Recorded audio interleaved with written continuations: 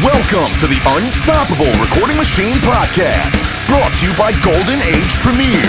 High-quality, vintage-style products at an affordable price point. To find out more, go to goldenagepremier.com. This episode is also brought to you by Fuse Audio Labs. Uncompromising emulations of classic and rare studio processors in revolutionary plug-in form. For more info, go to fuseaudiolabs.de. And now your host, EYAL Levy. Welcome to the URM podcast. I am EYAL Levy, and I just want to tell you that this show is brought to you by URM Academy, the world's best education for rock and metal producers.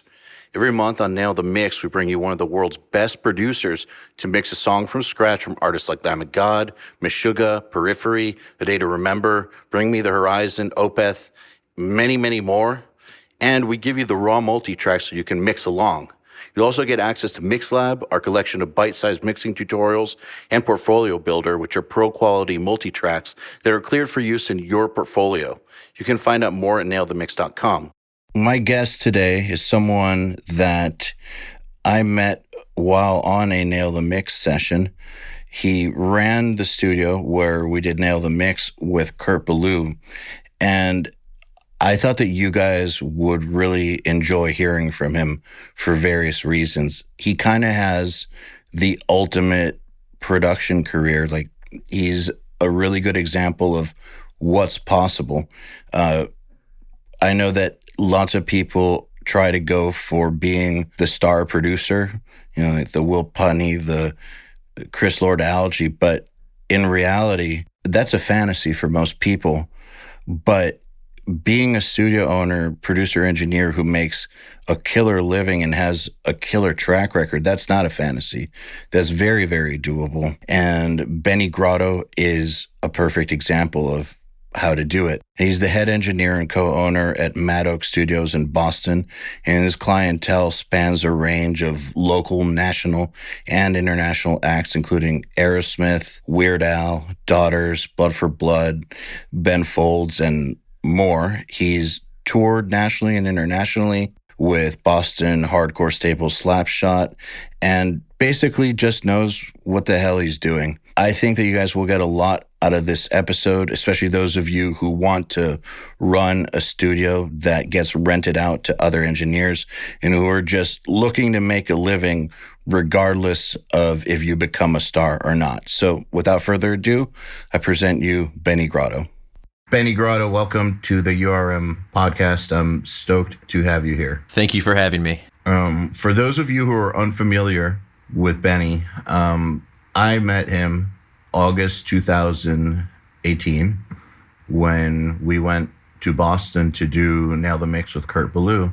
We didn't do Nail the Mix at Kurt's studio because I believe his internet is god-awful, and also he has a pretty young baby in the house, and it just didn't make any sense to have us around while that's going on. So we went to Benny's studio in Boston, which actually turned out to be one of the best in-studio experiences we've had on Nail the Mix. Like, for Nail the Mix, we go everywhere. We go, you know, everywhere from the nicest places like Sphere and NRG to, you know, people's home studios and all over the world. And so I've got a good idea of who has their shit together and who doesn't, you know, in addition to my own personal studio experience. And Benny, your studio and the way you run it was, you know, it's up there with one of my favorite places to go. I'd go there again in a heartbeat. And I mean, it's not the biggest studio I've ever been in. I mean, it's nice and it's big enough and you've got great gear, but the way you run it really, really stuck with me. And that's actually the main reason that I wanted to do this. I wanted to talk about your life as a studio owner and some of your history too, but I know that you yourself are a very active engineer and you've done a lot of national work. You've had a lot of nationals come through, but your studio also, you know, thrives on the local scene too, Sure. Yep. which I think is Oh, sorry, didn't mean to interrupt you. Oh, I'm just affirming all the nice things you're saying about me. Yeah, cool. Yeah. Well, there's more on the way. I think that for our listeners, the grand majority of them, it's what you have going on is a very good goal for what they should strive to achieve. Right. I mean, I'm sure that some people have it in their mind that they want to have like the next NRG, but let's be real. Those kinds of studios are often paid for by somebody who got rich doing something else. They're also on their way to becoming extinct, I'm afraid. Absolutely. They're Yeah. unsustainable. The reason most of them stay open is because somebody keeps them open as a pet project. Right. But you mentioned earlier about the size of the studio, the physical size, and that was actually a conscious decision because we had the opportunity and the capability to go bigger. And the previous location, the previous building that we'd been in was actually about twice the size. And we opted for a smaller studio because I'd been freelancing around town at a bunch of different places, big and small, and kind of started to feel like not only is the future more well suited to more modestly sized studios, and still we're pretty good sized place. I mean, there's certainly smaller studios, but I think that there's also a comfort level and an intimacy and just like a convenience to not having to walk across a 3,000 square foot building to go grab like a guitar pedal or something, which is what the case was with our old building. I like everything close, and it helps facilitate the creative process a little bit, and it's just kind of more manageable for everybody. It does need to be said, though, that like it's not like you have a tiny place. Like it's a good sized place. Yeah, it's about, I mean, just to give the listeners an idea, it's between like 1,500 and 1,800 square feet, and we're using every inch of the place, purposefully. It's a great size. It's spacious, it's comfortable, et cetera, et cetera. It's not like we're cramped or anything, but it isn't, there are other studios in town that are quite a lot bigger, and there's certainly other studios in cities like New York and LA and stuff that are just totally dwarf us. Yeah, but that doesn't mean shit. It does not mean shit. No, it does not. I agree. It does not mean shit. It's impressive when you walk in, but it does not mean shit. And I think that it was actually pretty wise of you guys to go with the size that you have, because it's big enough to where you can accommodate anything you need to. Yeah. Like you could have you could have a pretty, maybe not a full size, but you could have a small orchestra in your live room. And we certainly have. Yeah. So it's big enough to do just about anything that will come your way. I mean, you've got a board, like you've got everything you possibly need in order to have a fully functional sick studio, but there's no excess. Right. And that's really, really important in this day and age. And especially with, with the oncoming semi-recession that everybody thinks is about to happen. Yep. I think that any sort of waste, any sort of excess, any sort of fat business-wise is going to have to be trimmed. So I think it's really, really smart to have done it the way that you did it. Yeah, in a way, I wish you could have seen the setup in the old building, because I'm actually quite proud of how we trimmed the fat, and we really kind of were forced to prioritize what we needed and how we were going to use the space. And I'm psyched about how we did it, because the place is, I don't know, it's like a feng shui thing. The energy flows really nicely through here, and also stuff is just, it's at hand. You can grab a piece of gear that you need without hassle, but there's also enough space for the musicians to be comfortable, and bands like to have video crews come in and do videos, so there's space for extra people if you need it, and so on and so forth. Real quick, I don't want to turn this into a boring like gear show or anything, but just give people a rundown of some of your nicer pieces and what kind of board you've got, just to give people an idea of. Sure, yeah. We've got a 32 channel API 1608, which is an awesome console. It sounds great. It's super, super user-friendly. So when we have freelancers in here, I don't spend a lot of time doing tech support on the phone. Like we used to have this other board that was way more complicated and old and esoteric, and no one's ever heard of it. And it was great, and it sounded fucking awesome. But I would be doing tech support. Like I'd have a day off because we'd have a freelancer in, but I'd spend half the day on the phone because people couldn't figure out how to like get signal from the mic preamp into Pro Tools, And the API is great. It's like You plug into Timeline 1 in the live room, and you put up Fader 1 on the console, and you make a track in Pro Tools and set it to Input 1, and there's your microphone. It's so easy. So that's great. Man, one of the roughest things about going to other studios is their shit not working. Yep. And them not totally understanding why. Oh, it's true. I mean, I mentioned before we had been in an old building and we got the boot because they turned it into condos, as is often the case. And so I spent about 2 years freelancing around town, and I took that opportunity to really figure out what I liked and didn't like about every other studio so that when we went to build this place, we could incorporate all of that into this place. And, that's where we got the idea to make it not quite so big, and what kind of console we wanted, and how to lay out the gear, and where the ISO booths go. Just all these little details that, when you build your first studio, you don't even know that you don't know them. And then when you start working around other studios, you go, holy shit, that thing they do is really cool. Or you go, holy shit, that thing they do sucks, and it's the huge impediment. You can work those into your own plan, which is a really great thing.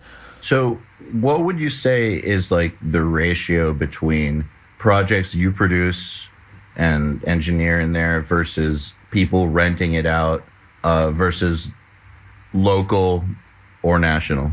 As far as the engineering that happens here, people making records, just in general, regardless of whether they're national or local, I would say I probably end up engineering and or producing 90% of them in this place. And we've got a couple freelancers that are usually good each for a couple days a month. But it's really a lot. It's mostly my clients, which is really cool for me. Not so cool for my girlfriend, who wishes I had more days off.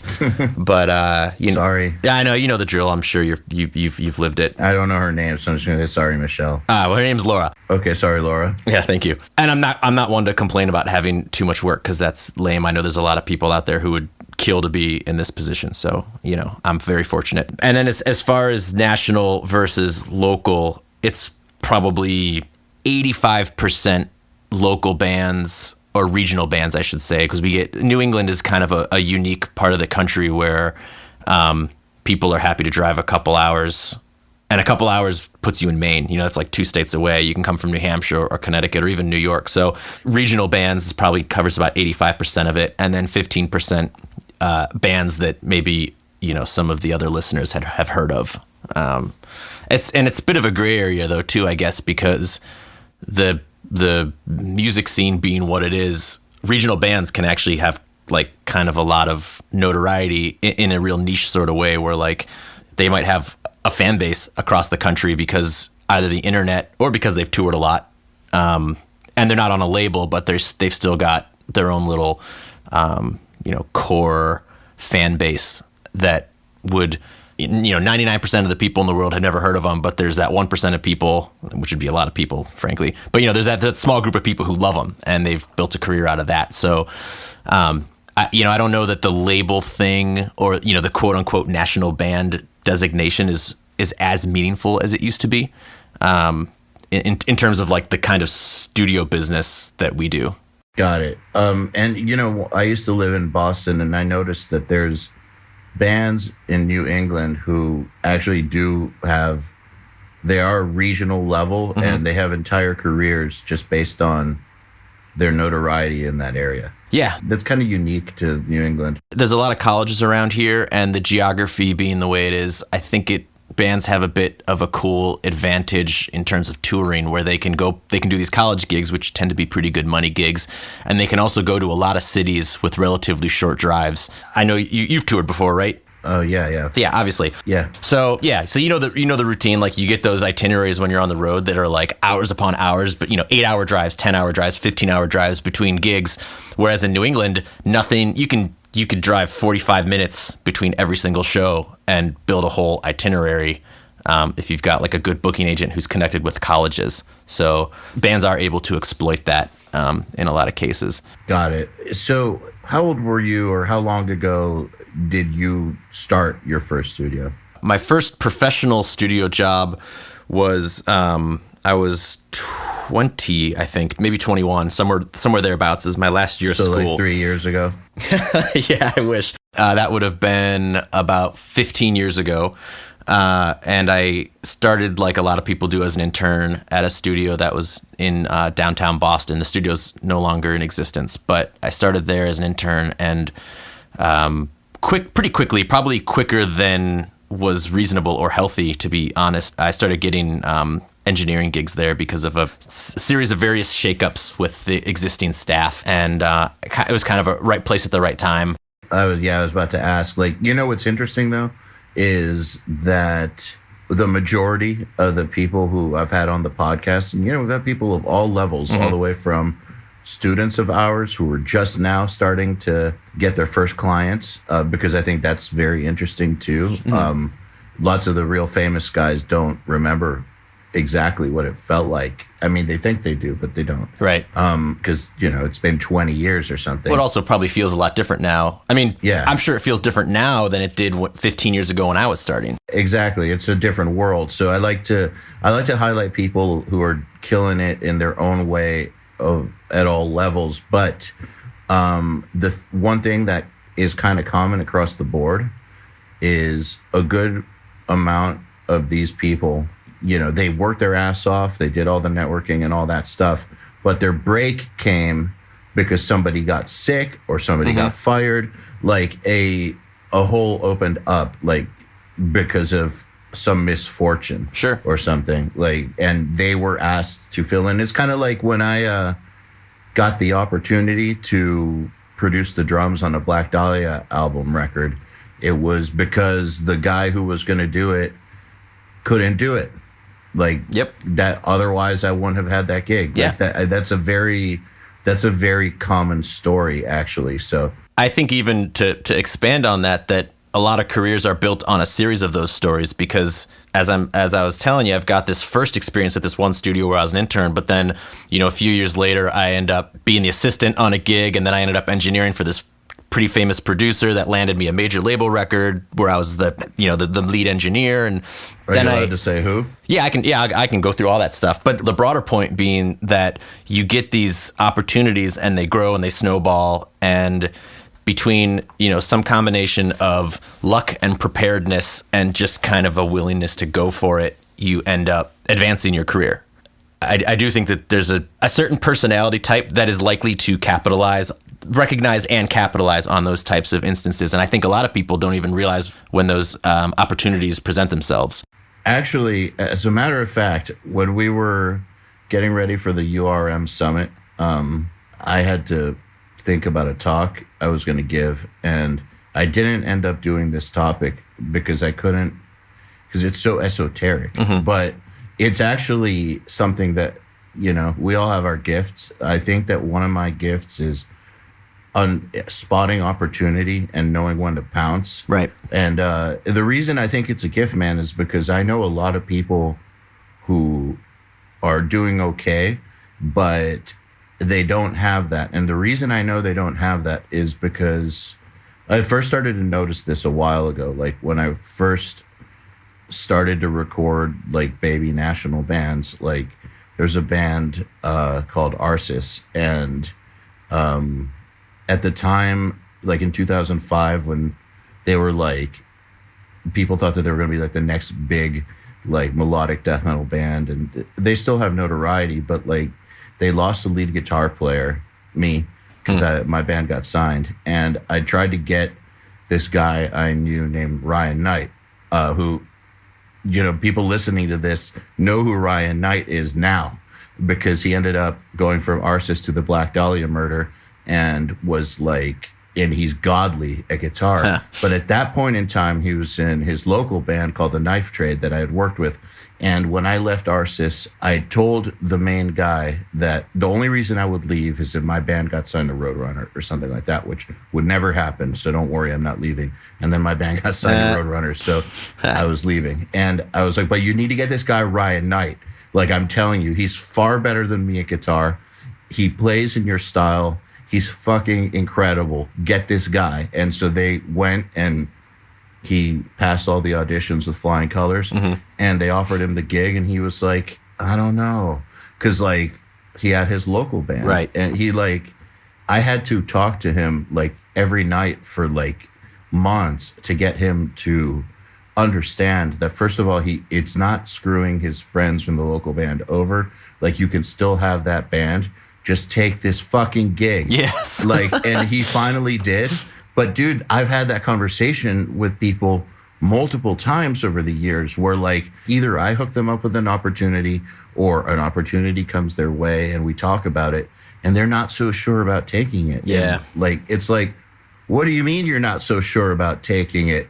I don't know. See, for me, like, I could see the future clearly. To me, it was like, Ryan, you got to take this because once you get in this, people in the industry are going to understand how great you are. And then an even bigger band is going to spot you because you're good enough to be in a major band. Like, and you are going to become a well-known lead guitar player if you do this. Yes. If not, you're going to remain just some guy that could have done it in Rome, Athens, Georgia, and you're going to teach guitar for the rest of your life. Yeah. And I use those words, but like, that's exactly what happened. That happens a lot with, I mean, I've got a bunch of interns that come through the studio, and it's a rotating cast every semester approximately. We get a new batch of kids, and some of them are like extraordinarily talented, and most of them don't seem really apt at, and I hope they're all listening to me, hearing me say this, because maybe it'll light a fire under some of their asses, but a lot of them don't seem very apt at recognizing those sorts of opportunities. And every now and then I hit this philosophical dilemma where I offer them something, and in my head I'm like, this is it, kid. Like, say yes, just say yes, do this gig, and watch what happens. And they go, I don't know. And then I'm in this position where I say, okay, I'm in sort of a bit of a mentorship position with them. So I need to decide, do I let them fuck this opportunity up and blow it? Or do I sit them down and say, please don't fuck this opportunity up and blow it. This is your moment. This is hopefully the first of many of your moments. And I always feel that that's a dilemma for me because I don't want to coddle them. I think there's a fine line between like pushing them towards the right moves and kind of coddling them and holding and hand holding. And I don't think it does them any service to hold their hand. If you have to force someone to take a good opportunity, they're going to miss the next opportunity unless you're there to force them to take it again. And maybe there's someone else. Maybe. I'm not sure I agree with you because in this case, sometimes people just don't they don't understand how the world works yet because they're so young. Sure. Like Ryan, at that point in time, when he was being offered the Arsis gig, did not understand that he could keep his own band still going and that his friends weren't going to hate him for it, that they would understand. So all these things were running through his head. He didn't understand yet that it would be okay. Right. So I pushed him and I would not, I made it my mission. But then he took the Black Dahlia gig and a few years later, willingly, he went for it. And he didn't fuck over the Arsis guys either. I think he still played with them when he could. And I see, he spotted that next opportunity and he took it. Right. I think because he gained the knowledge of what happens when you take an opportunity, which he wouldn't have gained if I hadn't pushed him over the edge. But I'll only push somebody over a cliff like that if I actually truly believe that they're that good. I think that this guy was one of the best guitar players in metal to this day. Yeah. I still believe that. And, the fans agree. He's fucking phenomenal. So I'll only push like that if I really, really, really do believe it. But get this one. Okay, I'm not going to name any names here. You did not meet this person. I hope this person's listening because you're going to know who you are. But I'm not naming any names here because I, can't do that. But so, I mean, you're aware, of what we do because we did it at your studio. Yeah. We go around to all the studios. We work with all the producers. You meet a lot of people when working for us. And especially if you get promoted to the level of coming on all our trips with us, the way that Nick Pilata has, Nick has met a lot of fucking people. Nick is great at spotting opportunity. There's this other guy who we started taking and doing some work for us. And he's already been to Europe with us. It's been all over. It's been to every single Nail the Mix except for the Boston one. Next year he's coming to Denmark with us. Like, I mean, dude, he's fucking 23 years old, and he's making all these contacts and getting flown around the world. And what an incredible gig if you do what he does. I'm not going to say what he does just so that people don't single him out.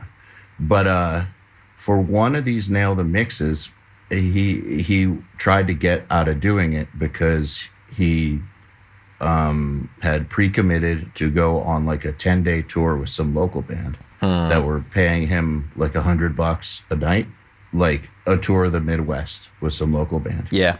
And basically, if he hadn't come with us, I would have fired him, because we can't be like retraining people. Like, and also it's like, if he's gonna do that, that means he just doesn't understand. Right. Like, his brain didn't tell him this opportunity with URM is far greater. Like, it's not even in the same ballpark as this tour. It's like a local band tour, self-booked local band tour, or the Midwest, you know? Like, it's not like Slipknot hired him to play drums for a month. And it was like also 4 months early, so plenty of time for them to find a replacement. So it's like, what are you thinking? Seriously, what are you thinking? He's like, well, I'm thinking about that I got to get paid. And, you know, I'm thinking about my future. It's like, dude, you're really not thinking about you're thinking about it wrong. You obviously, you're thinking about, maybe you're thinking about fucking up your future.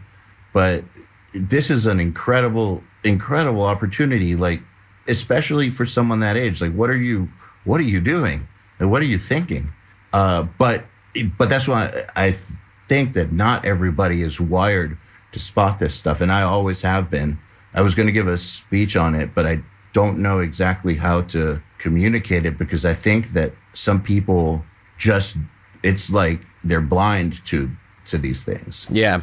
You know, it's interesting thinking back on some of the opportunities that I've had. I think maybe at the time I didn't necessarily know consciously that they were opportunities. Like, I wasn't some plotting, scheming thing where I was like, okay, this is an opening, I'm going to take it. But it's only in retrospect where you go, holy shit, that blew the door open for me.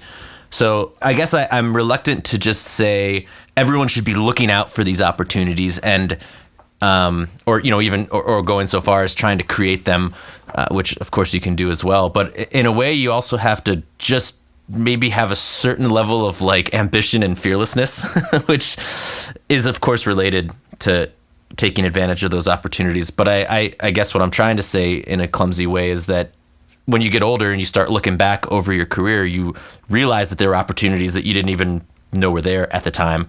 And it's just all about having the right disposition, I guess, to go for it and make it happen.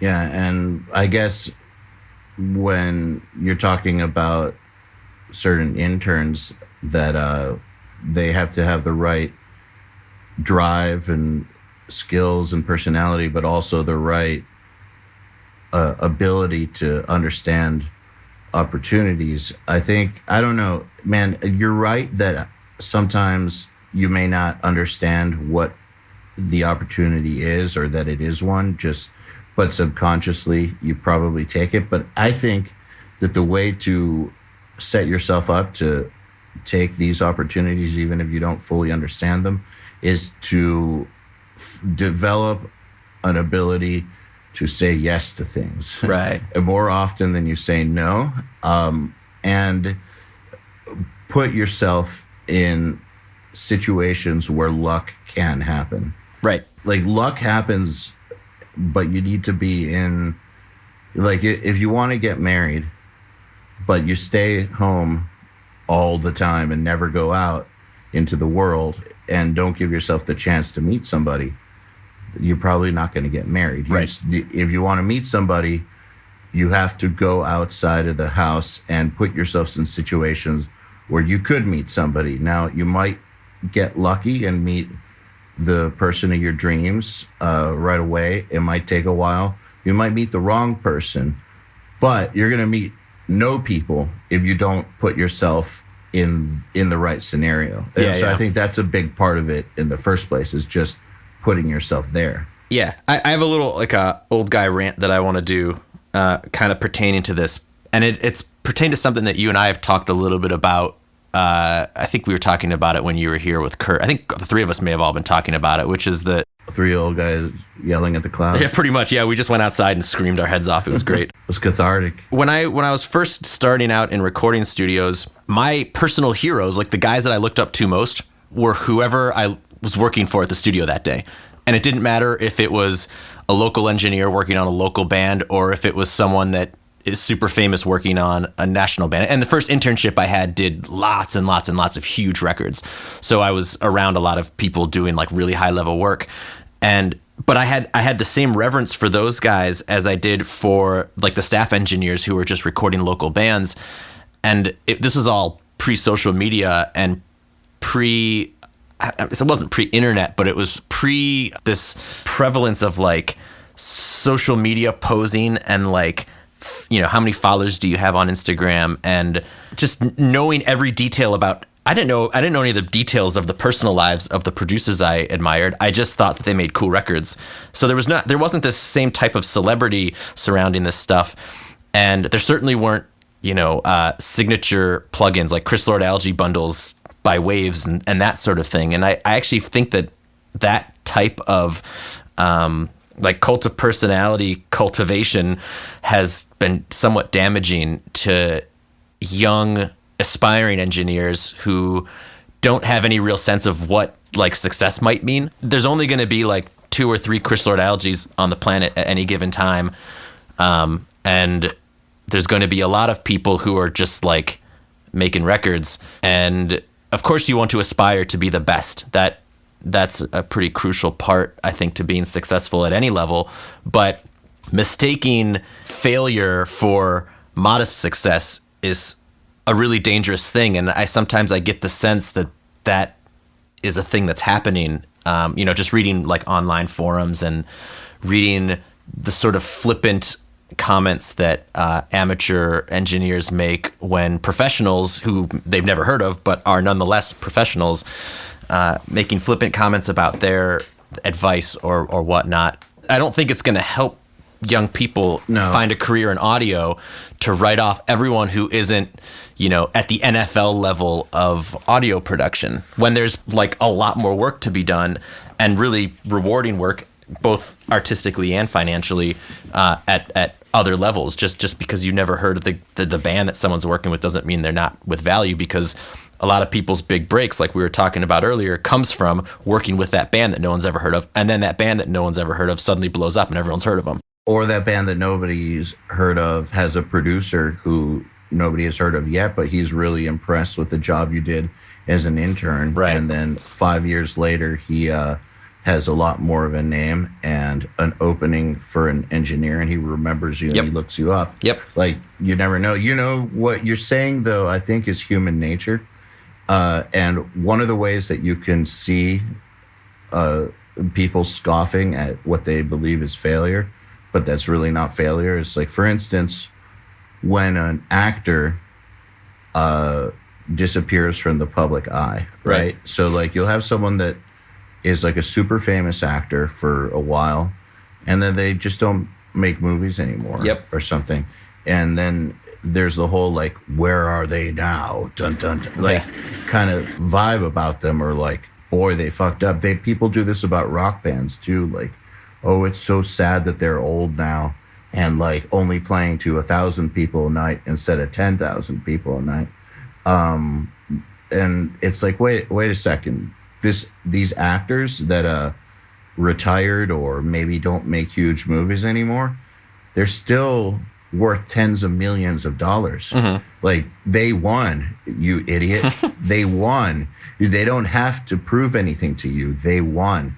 And like with these bands that are older, it's like, dude, well, what do you prefer? You prefer that they died young? All that happened is that they stayed alive and kept going. What, are they not supposed to make music anymore? Like, good luck getting your band even to the 1,000 people a night level. Yeah, that's a gargantuan feat. And it's not the band's fault if trends change and the collective consciousness moves on to different genres of music. What are they supposed to pander to what all the young people love at the age of 50 or 60? Why should they? And how is that even failure? How is it failure that they're still out there playing and making a living? And the fact that they were at one point huge rock stars, isn't that enough? Like, they won, motherfucker. So I think that that's the extreme way that you can spot that people do this. I don't mean to belittle your point. Your point is very well taken and 100% true. The point I really feel like I want to rant and rave about, as we do, is that you're talking about artists or producers or whomever, actors, who have made it and then sort of faded a little bit from the public consciousness. I'm talking about people who never made it to that echelon, and I get what you're saying. Well, what I mean is that's the most extreme version of what you're talking about. So what you're talking about is, you have an engineer who makes a living, a damn good living, and maybe they're not famous. Like, maybe they're not my partner Joey Sturgis, who happened to start a movement. Like, they're just a killer engineer. They do mainly local work, but they're not like famous or something. And lots of people online look down on them because they're not like Will Putney or something, and they're not Chris Lord-Alge. But that's really, really dumb, because just to get to that level that they're scoffing at is a gargantuan task, and they'll be lucky if they even get that far. And to dismiss that level, first of all, there's nothing wrong with that level. That's a great level to be at. You can't control if a band you work with breaks or not, but just to get to the point where you can make a full-time living, like, not just like I live in a 1-bedroom apartment alone at the age of 45 living, but like an actual living, like a respectable living, it's a gargantuan feat. And people coming up need to respect those engineers. I also think they need to set realistic goals. Like, of course, your final goal, if you want to make, pop records, your final goal can be to be Manny Marroquin. That's totally cool. I certainly wish I was as good of a mixer as him. He's amazing. I don't want to work on the music he works on, but I would love to just have a fraction of his talent. But my goals would, preceding that would be, well, first I want to achieve a level of X success, and then I'll follow that with this other type of success. And if you start from the idea that the only measure of success is making hit records and everything else is a failure, you have just set yourself up for a world of disappointment, and you probably won't reach any of you'll never reach your goals. You can't get to point B before getting to point A. Absolutely. One thing I will say, though, and I agree with you that a lot of this online stuff does give people that idea, but we, from day one at URM, have made a point of letting people know that actually, as a matter of fact, unless you do make it to like the top levels, you could make a much better living working with local and regional artists. And Joel, my partner, he would like show people his like, he had like $100,000 worth of gear that he paid for off of recording locals only for years. Yeah. And, we make a big deal to show people that, like, first of all, you don't need to be discouraged if you think that getting to that top NFL level of music is impossible, because it is close to impossible. But there's a whole industry out there, and there's a whole world of opportunity out there outside of that level where you can have a great life and fulfilling life and do great shit with music. Even a lot of top tier guys, household producer engineer names that everyone knows, have calendars that are filled mostly with artist names that they're working with that a lot of us haven't heard of, and then punctuated by the big names. It's like they've still got bills to pay, so they'll spend a month making a record with someone huge, and then the next 3 months they're bouncing around between different gigs. And I've had a bunch of records that I've produced mixed by pretty famous names, and they're records that I am certain no one ever heard, sadly. So they're fine records, but the fact of the matter is that these top tier guys are still working on stuff that no one's ever heard of. You just don't hear about it because it's stuff that's no one's ever heard of.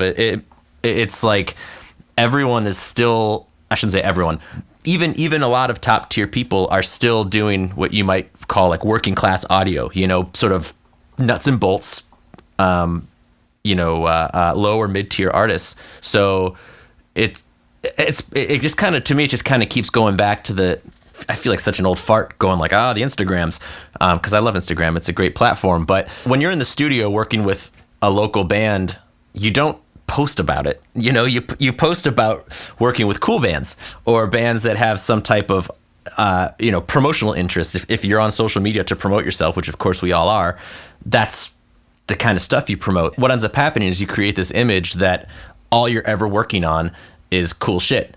And we're not only ever working on cool shit. A lot of us, virtually everyone, has gigs that aren't really necessarily ideal. It's work, and those gigs happen. But you don't share that with the world. You're not posting. You're not going, man, I'm having a really boring day at work today. Check out this lame band that I'm recording. Yeah, and sometimes there's bands that you just enjoy working with that have no notoriety, and they will never get anywhere because there was this one death metal band that I used to work with that were really good, really good. Like they had all the stuff that the bigger bands had. And had this band wanted to go for it, I could have definitely gotten them signed to a good label. Like I got good labels looking at them. And I guarantee you that this band, had they wanted to, could have, at the very least, who knows if it would have become like a big death metal band, but they at the very least were good enough to where the industry would have given them an opportunity. They would have gotten some tours, put out a record, see where it goes from there. Yeah. But they didn't want to. Like they didn't want to. Like they had their lives, they had their real life careers. Like they just didn't want to do that. And so I could have posted about it a lot, but there was no point because nobody knows who they are. The band doesn't really care about growing. It's just going to be a meaningless post. Yeah. But, and then there's also definitely back when I was at Audio Hammer, whether I was just assisting or producing, we would have something like 10 well-known bands come through a year.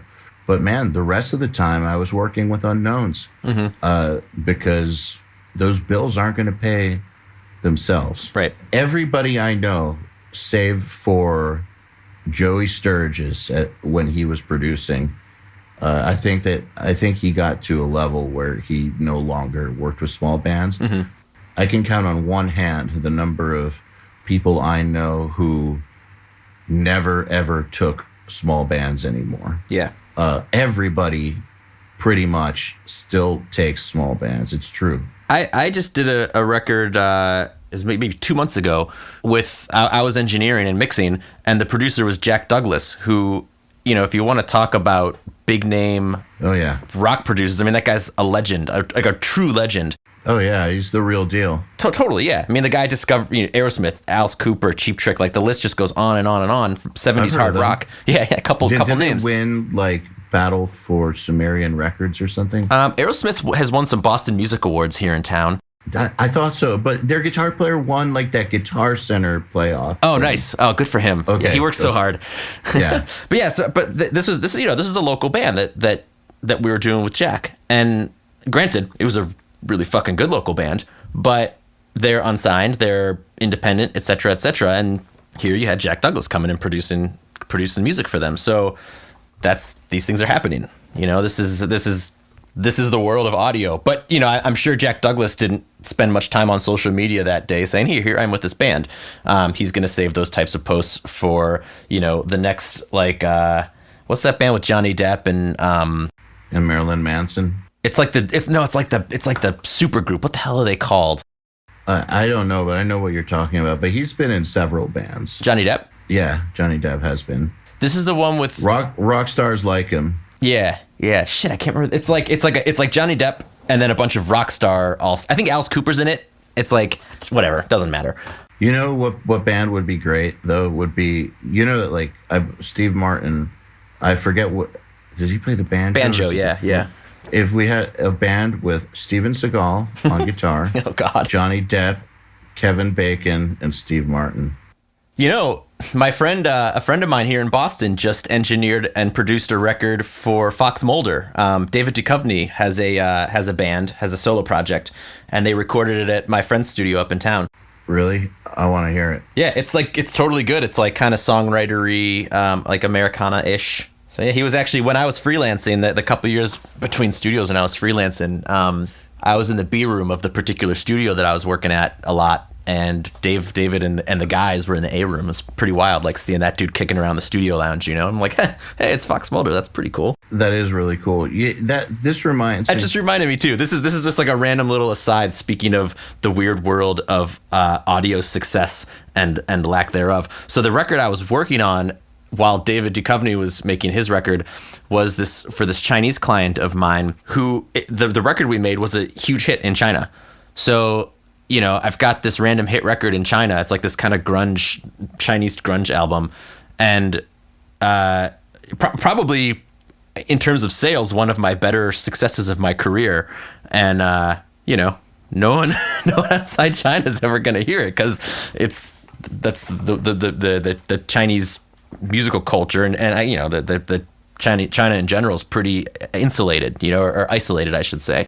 You know, I meant to say this earlier, but to the point of working with local bands being cool, I'm not going to say what it is, but I've worked on, you know, as an assistant or whatever on some pretty expensive records at times, and inexpensive records too. But the best budget I personally ever got in my pocket, which was over 20 grand, came from an unsigned band.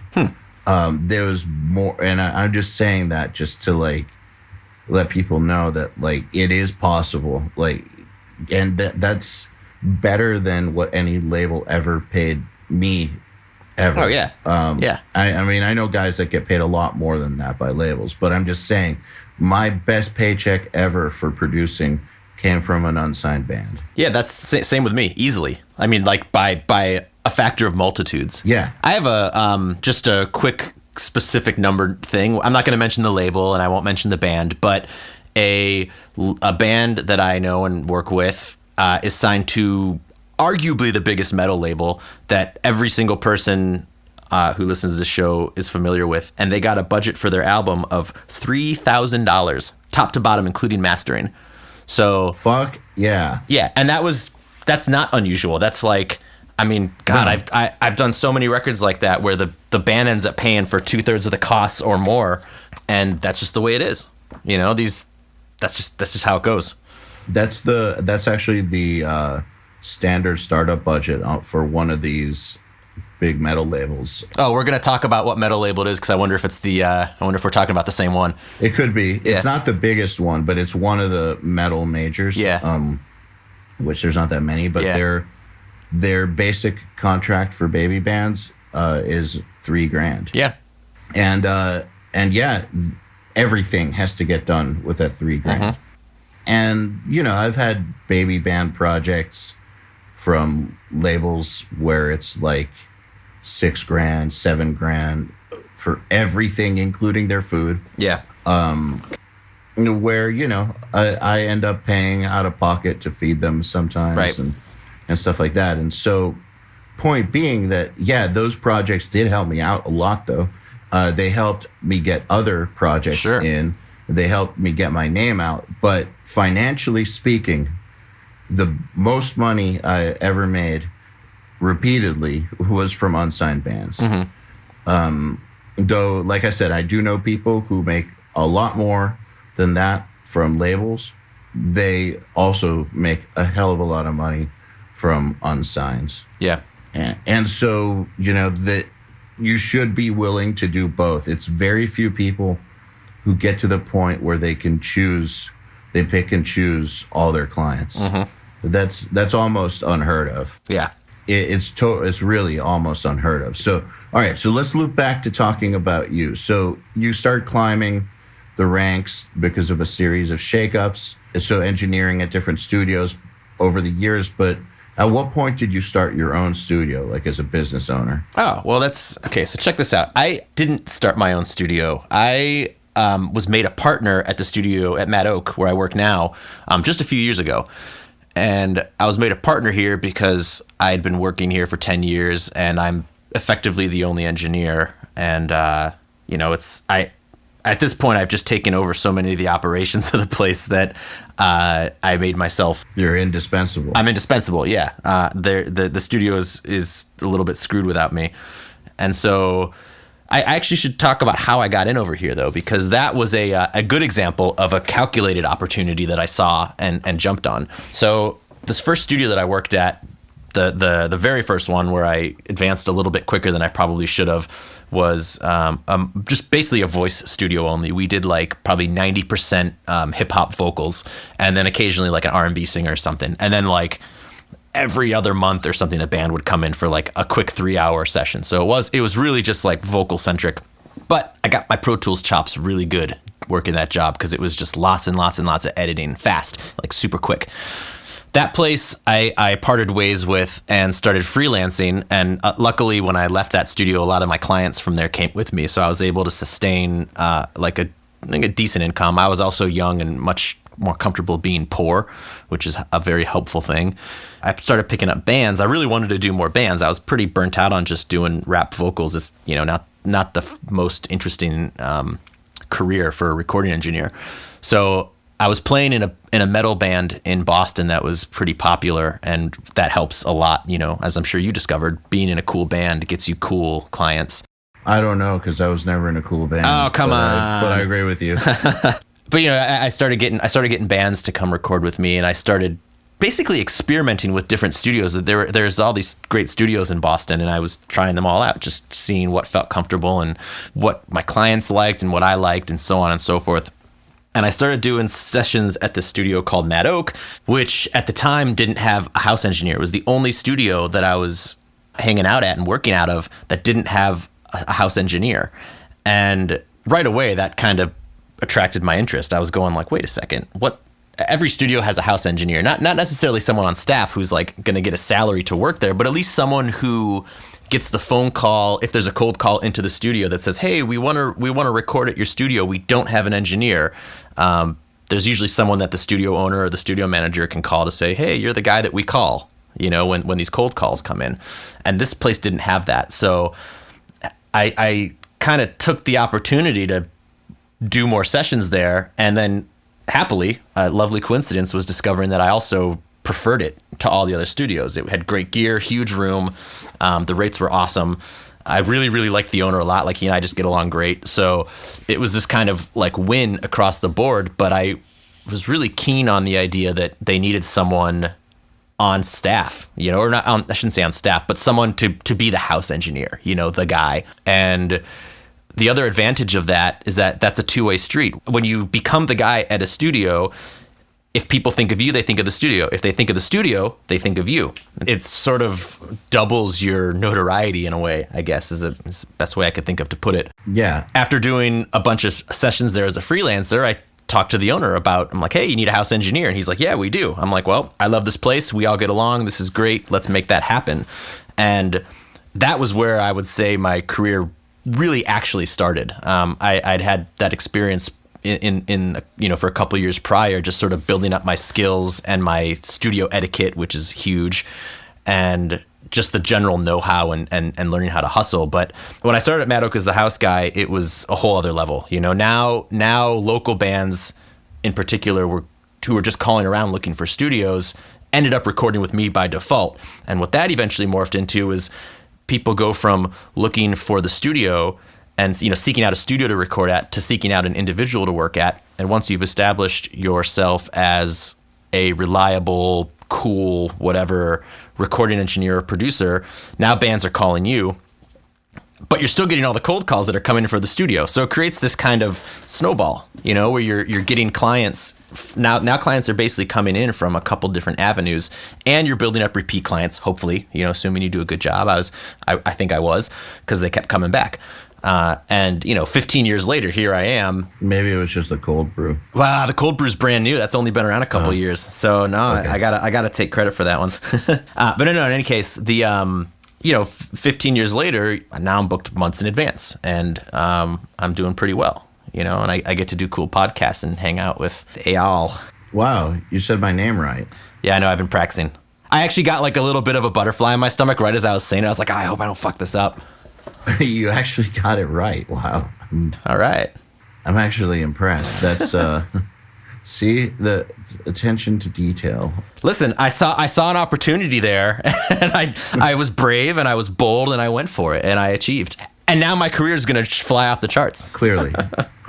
A lot of people won't say my name because they're afraid of getting it wrong. That's intimidating, yeah. Yeah, I get it. But the thing that people need to understand is that since everybody's been getting my name wrong my entire life, I don't care. Yeah. So you worked there about 10 years before they made you a partner? I think I was there for 7 or 8 years. It was when we closed to relocate, and I was freelancing around town. Once we started back up again, that's when they were like, "Hey, we want to make you a partner." And of course, I jumped at that opportunity. That's a great opportunity. So that's interesting. I kind of have a parallel story, which is, this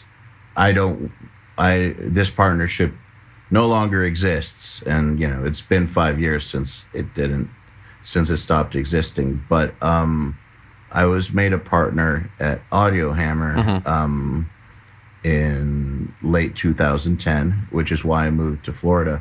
And that partnership isn't something that just came out of nowhere. Like, there were years leading up to it, from being a client at that studio to bringing other clients to the studio, to hooking them up with management, to talking bands that my band would tour with, to going to that studio, to engineering stuff that they would then mix. So I was kind of proving myself along multiple grounds and actually bringing value to them, like giving them stuff that would generate them income. Yeah. That, so it wasn't just like they knew I was a decent enough engineer or anything that could be taught more.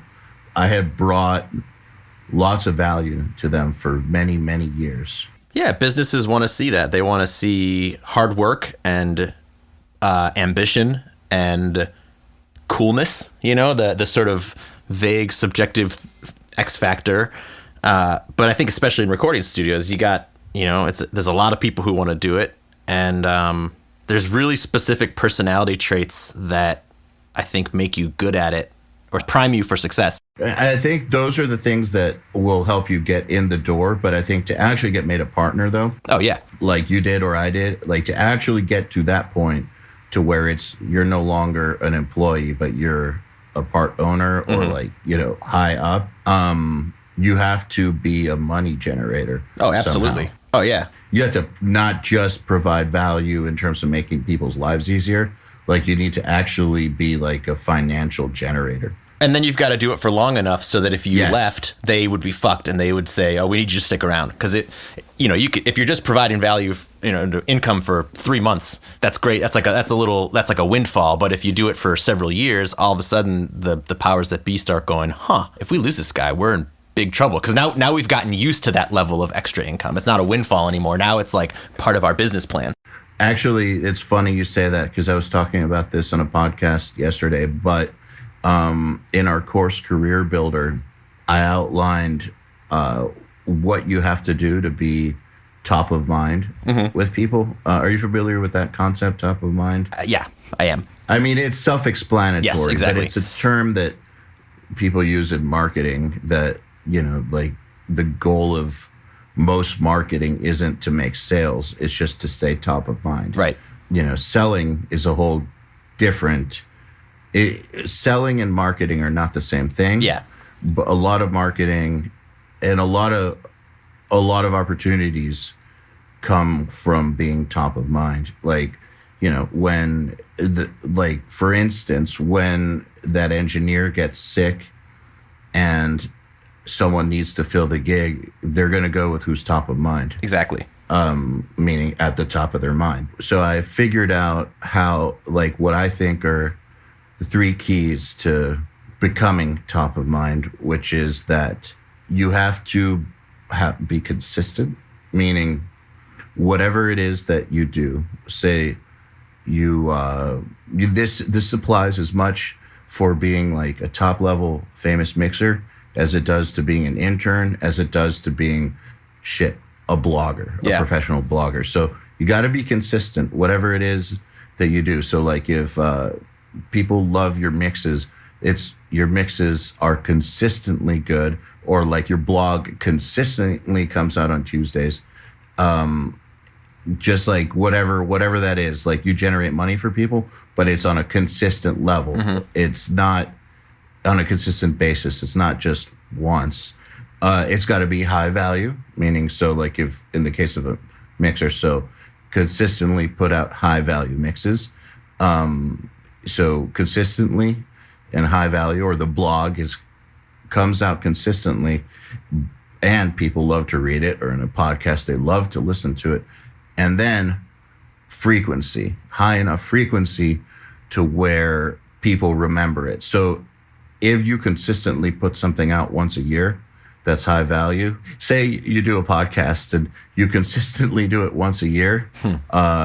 It's really high value, but your frequency is shit. Right. It's not going to work. Right. That's not frequent enough. You know, even if it's consistently great, you're going to have over 5 years, 5 consistently great episodes. That's not high enough frequency. Right. So consistency has to be there, value has to be there, and frequency.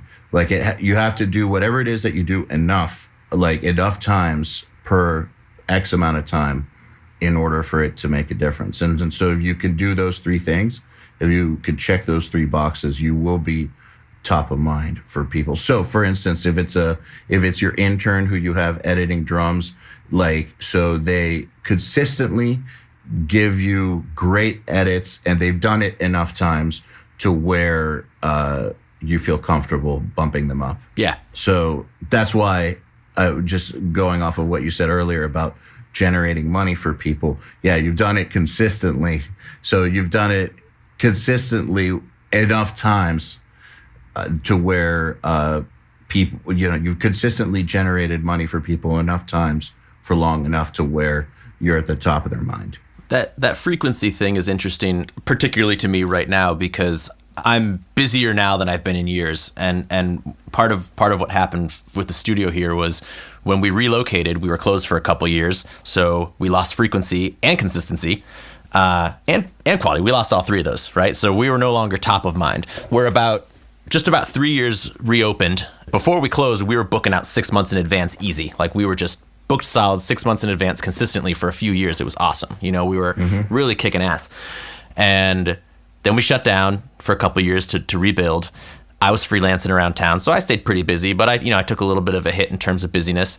And then we reopened and things were pretty good. You get that initial bump of everyone going, oh, cool, Mad Oak's open again. Let's go record there. And then it dips a little bit because of what you said. We weren't, was it top of mind, front of mind? Top of mind. Top of mind. Somebody else probably became top of mind in your absence. And so then we spent the second year of being open, or the second maybe, whatever. After about 6 months of being open, when things started to slow down again after that first little sugar rush, we spent that time really just trying to make a lot of records, get a lot of cool shit going on. I had a bunch of cool gigs come in that were really helpful, like high profile stuff, like Daughters came in and Magnetic Fields, and just cool names that you want to be associated with. And then all of a sudden things start getting busy again. You're putting out consistent product, your consistent quality, and then as you get busier, it snowballs, and the busyness causes you to get more busy. And now we're booking out many months in advance again. So now the frequency thing is in full effect, which I'm feeling right now because I got no fucking free time. Again, not going to complain about being, having a lot of work, but I will say that there's this snowball effect, and it's this thing that I've noticed at virtually every point in my career where I'm sure you have this happen too, where it's that old adage, when it rains, it pours. It's like I'll go 3 or 4 weeks without hearing from anybody. And I start to get nervous. I'm like, oh, what am I going to do? I'm not booking anything. And I got to start filling the time up. And then one day I'll wake up and there's like 10 emails in my inbox and they all want to block out time to do a full length. And it's like, oh shit, now I've got the reverse problem. I got to juggle all this stuff and make it happen. I think that speaks to the frequency thing where then you book all that. You book all those records and now you have 10 projects lined up. So now your frequency takes a spike. And then because of that, you're busy and everyone knows you're busy and they're thinking about you and then they want in too. And then you get even busier and it just kind of starts to snowball and therefore you remain top of mind. Yeah. And then the trick then is to not get burnt out so that you can keep a consistent level of quality work. Because it is, I've definitely fallen victim to that a couple times in the years where I got so busy that I just got burnt out and, frankly stopped giving a shit. And I just didn't have like the mental bandwidth to like keep the quality up, and I took a hit for it. It hurt. It was definitely like I would experience little dips or drop offs or, you'd read an off comment on a blog of a record that, a record review that you did where someone's like, the production isn't that good on this. And you go, fuck man, I knew it while I was making, I knew it, I felt it. So there's a balance to be struck there too. When you start getting real busy, you don't want to get so busy that your work suffers because then the frequency maybe improves, but then your quality of work takes a hit. And well, also the frequency can't be too high either. The frequency part of it has to be the other two can be as high as possible. The value, obviously, as high as possible, and consistency as rock solid as possible. But frequency is something that's got to be just right because too much, like, if you put out a podcast too much, people are going to get bored with it and you're going to burn out. You're not going to be able to keep coming up. Everyone's got that band in their social media feed. Yes, where you're exactly. going, why are you posting again? Like you've posted 5 times today. I don't need another picture of you. You know, it's weird. They overdid the frequency. Totally. But you see how you have to have all 3 of those going properly, right, in order to make this work. Yeah, there's a calibration to it, like an alignment of all the different parts to make it work. Have you heard of the term Punisher? Oh, absolutely. That's a touring term. That's like the... Yeah. So I found out a technical definition for a Punisher when I was coming up with these 3 things. So because Punisher is something that we all know what it is when we spot it, but the only definition that I've ever heard is someone whose presence is punishing. But that doesn't work because the word Punisher is part of the definition that doesn't work. Punishing, so I figured it out. It's a person who consistently brings you low value interactions at too high of a frequency. Oh, perfect. Wow. Yeah. That's it. So I'm glad you just defined it because I was going to say I bet a lot of the listeners have not heard that term. I didn't hear it until I joined Slapshot, which is a band that I did a lot of touring with. And it's such a touring musician term, and everyone uses it. It was like all around the world. We tour all over the world, and people would be using that term. And I was kind of amazed that I'd never heard it because at that point I'd been a professional musician and recording engineer and producer for like 10 years.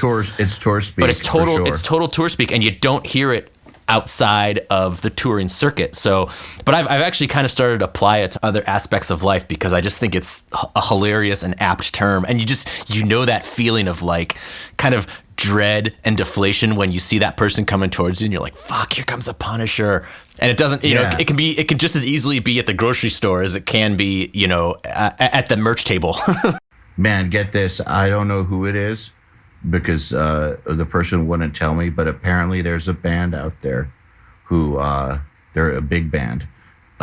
They made Punisher passes, like sticky passes with like the Punisher logo, like the skull. And they would put it on people at their VIP meet and greets and stuff and backstage. Yeah. Like certain people would get the Punisher pass. Wow. And like the person who got it didn't know what it meant. Yeah, of course not. So they thought they were getting something cool. Oh. that was like the signal for, they marked the Punishers. Jeez, that's amazing. It is pretty amazing. I'm sure that Hollywood has its own version of that term, or in sports, they have their own version of that term. Anything where there's fans involved, I think, or a lot of wannabes, I think you have a lot more of that type of person around than in lots of other careers. So I think it's one of those things where we all understand it if we've all been in. But I think that Punisher is a good term for studio stuff too, because there's a lot of people looking for studio jobs can be super punishing. Yeah. And because it's business, you know, like, so a fan band relationship, you know, if you're a Punisher to a band you're meeting, you know, like there's not too much of a way to rectify it that really matters, because you're not going to get the opportunity to like up the value and decrease the frequency. You know what I mean? Like, you're never going to meet them again, probably. Right. Or if you do, they're going to remember that you were a Punisher and avoid you. Yeah, and if you're trying to sell them on making a record with them, that's a non-starter. You've already blown it. Yeah, exactly. But, you know, in the world of being an engineer who's like going to shows and trying to meet bands and stuff, you know, you can definitely tweak that over time. Like, if you are punishing people at first, you can just keep going into your local scene and changing your behavior to where, like, say that you start off as a Punisher. Yeah.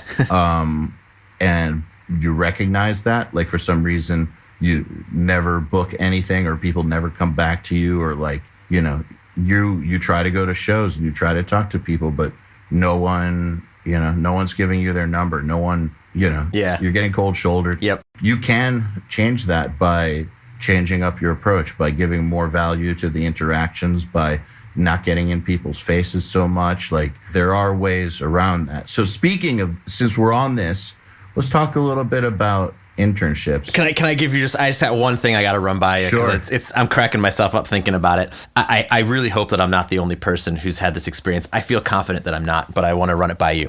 So have you ever had that experience where you're talking to someone in a band, and of course you know all the things to do and to not do because you've been on the other side of the punishment interaction. But have you ever just like mid-conversation in your head gone, fuck, I'm a Punisher right now, and you didn't mean to be, and you're just like so disappointed in like, I don't know, your enthusiasm got the better of you, or you can tell the person doesn't want to be talking to you, but they're being polite or whatever. You just end up with that feeling of like, oh no, I'm being a Punisher. Yes. As a matter of fact, yes. Oh, it's the worst. Like, I've worried about that, and I have definitely felt like that.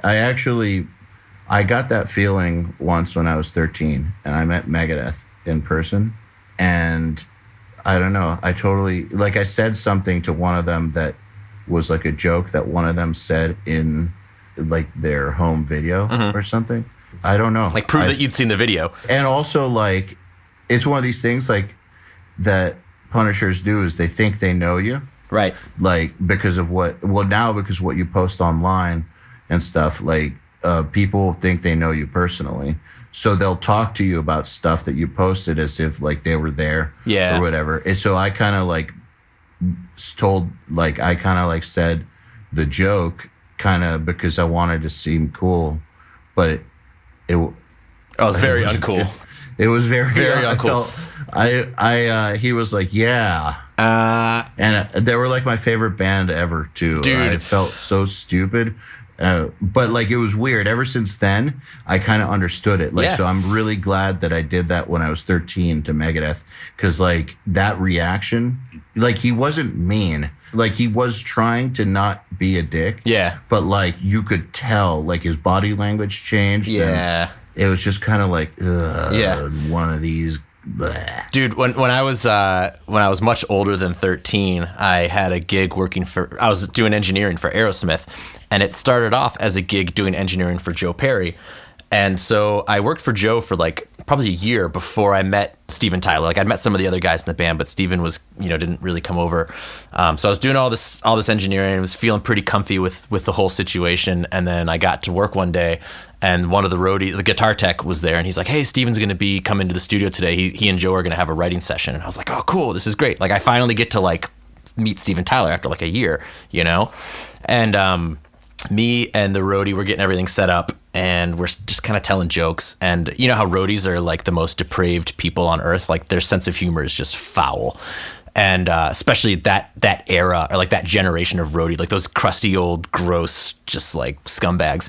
Anyway, so we're telling like increasingly gross jokes, just kind of cracking each other up.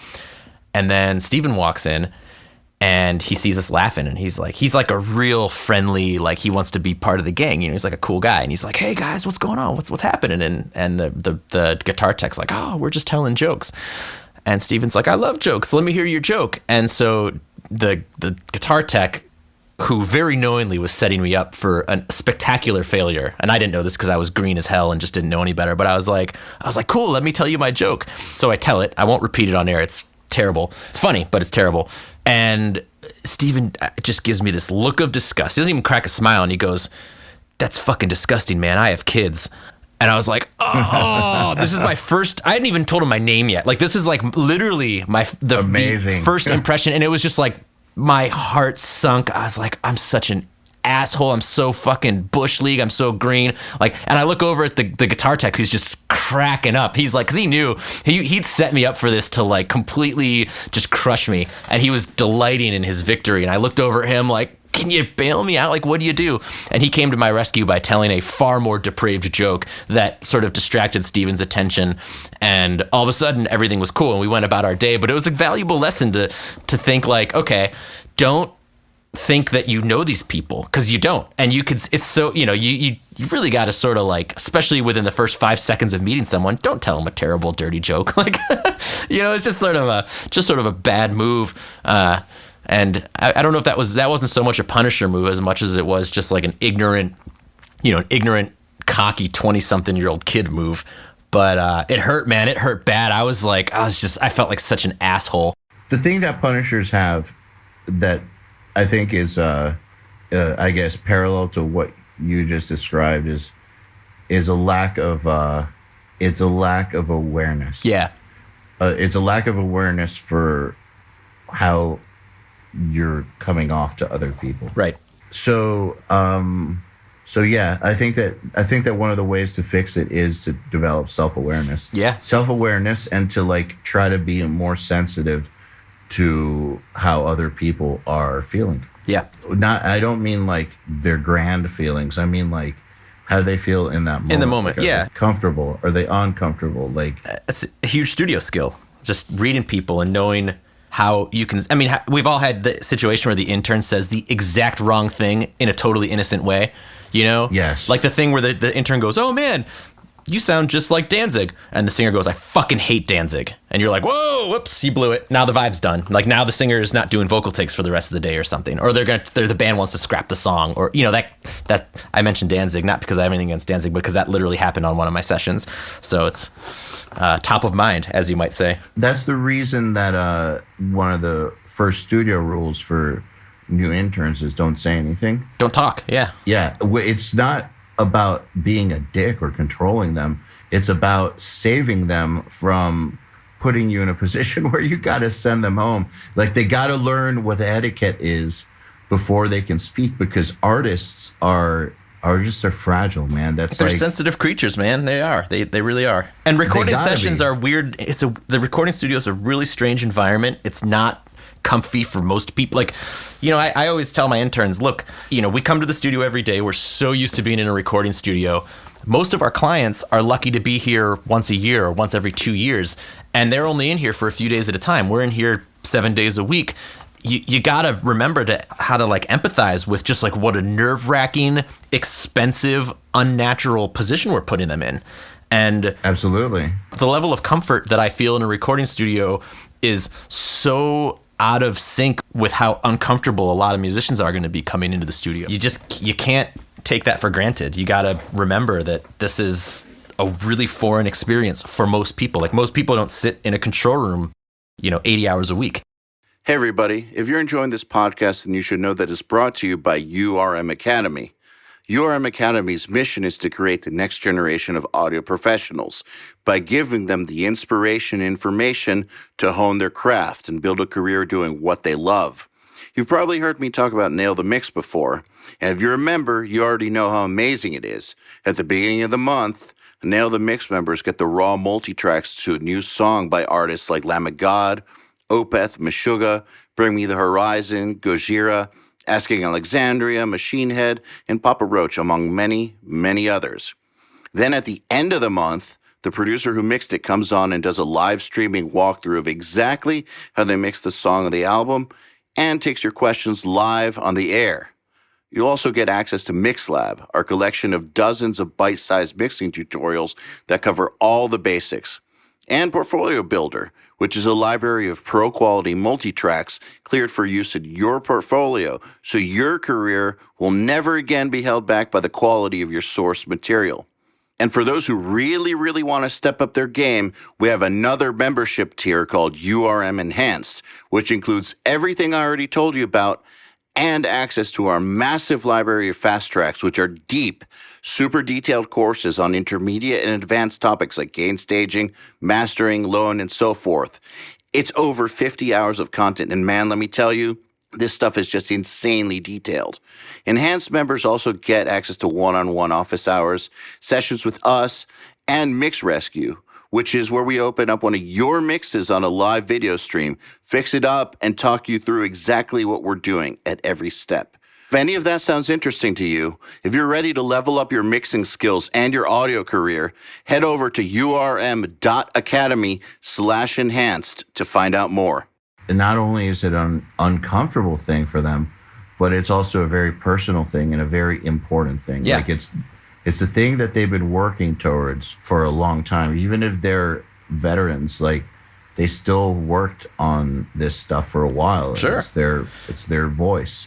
So making comments like that don't take their comfort into account or whatever, it means that you've got someone in there that's not respecting the situation. And it might not be a deliberate disrespect. Certainly not. But it's a disrespect. Like usually it's an innocent disrespect, yes. But it's a disrespect in that they're not understanding how important this is to that person. And they don't have enough reverence for it, and it throws the whole thing off.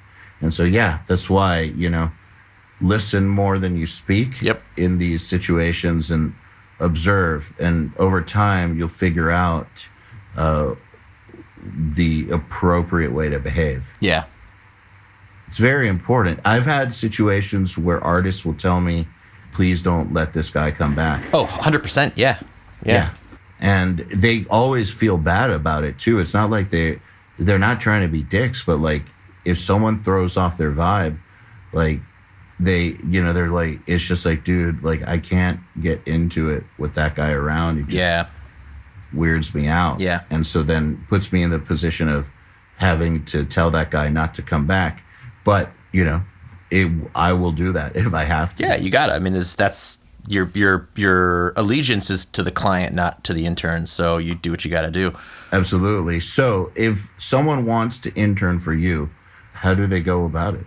Well, I ask first for a cover letter and a resume, which is the same thing any employer in any field of work would be expected to ask you for. So would you do this so that to actually like read it, or do you do No, I barely even look at them. That's what I thought. Okay. I usually glance over the cover letter just to try to get a sense if what a lot of people will do is they'll make a really generic cover letter and just fill in certain pieces of information to be specific to the studio they're applying for. And that's always so transparent.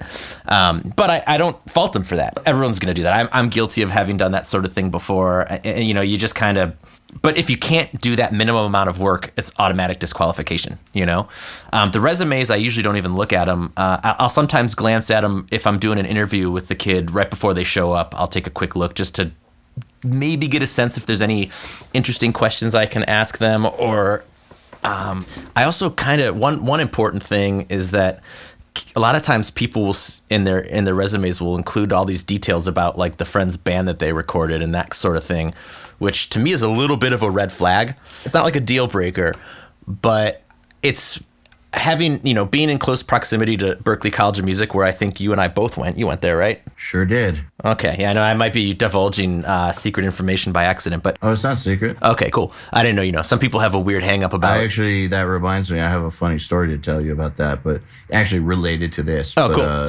Finish what you're saying and then I'll tell you. Berklee interns, in my experience, Berklee does a great job with teaching the technical stuff. They're not very good at teaching the etiquette, and a lot of people will come into an internship eager to prove what they know, which is not the point of the internship. The point of the internship is to learn. I don't care what you know until I need you to maybe do tasks for me, but that has nothing to do with your first, couple weeks as an intern. So revealing that you recorded your friend's EP is not only is it of no value to me because it in terms of professional record making, it's without value. It also suggests that maybe you might come in with a little chip on your shoulder because you feel like you know what you're talking about. And that can be a little bit of a red flag. And again, it's not a deal breaker. And I don't want to sound like some weird hard ass who's got it out for people who've it's cool that people make records with their friends. And obviously it's good experience and we all did it and it's important, but it doesn't relate to the job of the intern. And including that on your resume can suggest a fundamental misunderstanding of what the job of the intern is. So Absolutely. When I see that on a resume, I sometimes I get a little prickly about it. What's funny to me about cover letters is I don't really read them either for details of what the person's done. What I'm trying to get a sense of is, do they understand, on a deeper level, what it is that they're getting into or what they're trying to do. So for instance, I'm trying to find a new podcast editor right now. And so I've asked a bunch of people to email me and include their resume and stuff. And lots of people, I've gotten lots of submissions, over 75. And an instant disqualifier are the people who put too much in the cover email or letter, who are way too formal about it, and who it's like they're trying to get a job at Microsoft. That immediately tells me that they are taking this way too seriously. But what's weird is I need them to take it seriously, but there's something that they don't understand about what a podcast is. It's way too formal of a response. However, what's interesting though is that obviously I need them to take it seriously. Obviously they need to know what they're doing. But one of the key things about editing a podcast is that you have to understand what the normal flow of a conversation should be like. And you have to be able to intellectually grasp not just the words that we're saying, but the feel of the conversation. Right. Kind of like with a drum editor, you can't it's not just about knowing how to use Beat Detective or Elastic Audio or manually cutting things up. You have to have a musical maturity to be able to understand what it is that the drummer was intending. Right. And if you're altering the feel, you have to understand what the feel was supposed to be or should be. It's not just cutting things up and lining them up. Yeah. And so if the cover letter comes in way too formal, it's like they're overdressing for the situation and they just don't get it. Mm-hmm. Obviously, at the same time, if it's way too lax, then I get the vibe that they're not going to take this seriously enough and can go fuck themselves. But to your point about Berklee, so when I was at Berklee, this is what got me into recording. I did not study recording at Berklee. I had a band. I wanted to get us recorded. So I went around town to all the studios that did any rock or metal to kind of price out an album. And after two said this to me, I never said it again, but two different engineers at these studios were like, let me give you some advice because you seem cool and not like the rest of them, but don't tell people around here that you go to Berklee. Yeah. I was like, why? And it's because the Berklee people have a bad reputation in Boston because they come in acting like know-it-alls and they're real tough to work with. And so don't do it because you're cool and you seem all right. And I don't want people to prejudge you badly. Just don't tell them you go to Berklee because the Berklee people are notorious around Boston for just being arrogant and acting like they know everything and just super cocky. Yeah. Tough to deal with. Yep. It's totally true. That attitude has shifted a little bit. There's not as much of a negative association with Berklee students and graduates as there used to be. Actually, the Berklee students have done a pretty good job of kind of like getting involved in the actual Boston music scene a lot better than they were when we were in school. So now there's a little bit more of just a mix of you'll just go to a show, see a band, and there'll be a bunch of Berklee kids in that band, and it's not like they're not necessarily like a quote unquote Berklee band. You know what I mean? Mm-hmm. So that's kind of a cool thing. But there is still a bit of a chip on the shoulder of many Berklee students who come in for internships here. I won't speak to the musicians who come in and record here, because that's as much of a mixed bag as anything. I don't think Berklee has anything to do with it. I think that anytime you're dealing with musicians, some people come in with attitude, some don't, and you just kind of deal with it. It's part of the gig. Well, I was going in as a musician because actually I didn't want to be an engineer yet. Right. But like he was just saying, just don't tell people you go there. Right, right. But I'm glad to hear that it's changed some. Yeah. Actually, when I priced it out, it was going to be like $30,000 basically, no matter where I went, to really do it right. That's what got me started recording. I was like 19 or 20 or something. That's a lot of money. It's like, how am I going to find $30,000? Yep. Because I wasn't willing to take my band in for like a weekend and make an album. I knew how that shit turned out. Right. I wanted to do it right. And so it was like, well, guess I better learn how to do this. Yep. But okay, so it starts with, so you start filtering them out actually through a cover letter and resume, but like, what are you looking for past that? So what happens next? So if they, pass the cover letter and resume test, which frankly many of them don't, a lot of people just don't even include those things. When I reply to them to try to set up some times and just get a little more information, I ask several questions, some of which are actually important, like, when's a good time for you to come in for an interview? What days are you available to work? That sort of thing. And then I usually throw in a question that's kind of silly, like just to see if they're paying attention, like, what's your favorite color? Or, something nonsensical. And that's sort of another layer of filtering out people who aren't paying close attention. Because as far as I'm concerned, an internship is a very detail-oriented job. You got to really be kind of like on top of managing details and paying a close attention to those sorts of things. So with that second round of questions, I'm usually able to filter out a few more people, and then the people who advance past that, I'll just set up interviews with them, and then it's just a matter of sitting down with them, talking to them, trying to get a sense of their personality type or general sort of vibe is a good fit for my studio, for studios in general, for interaction with artists. Like we were saying earlier, we don't want an intern who's going to vibe the artist out or act weird or make them uncomfortable. So we've got a certain general vibe at this studio that I like to try to cultivate, and the interns are a part of that, so I choose them accordingly.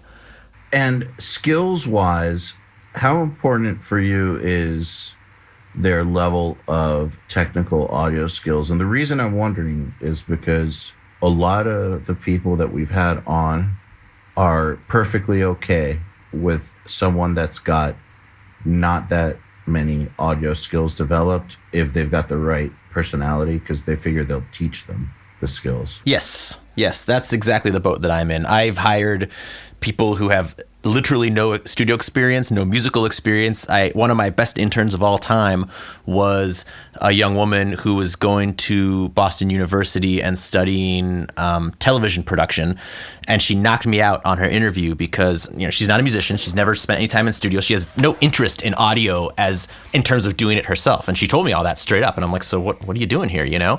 And she said, well, my goal in my career is to be a writer for television and ultimately a director and a producer for television shows, and I want to know how every single aspect of the entire process works. And since I know nothing at all about audio and they don't teach it at school, I thought it'd be really cool to intern at a recording studio just so that I can learn a little bit about how to interact with musicians, with voiceover talent, and just learn a little bit of the technical stuff on the job. And I was so blown away by that answer. I was like, you're hired. That's awesome. That's so cool and so mature. She was like 18 too. I was like, I can't believe you're thinking in those terms at your age. I just thought that was so awesome. And she turned out to be a great intern. She was just so on point.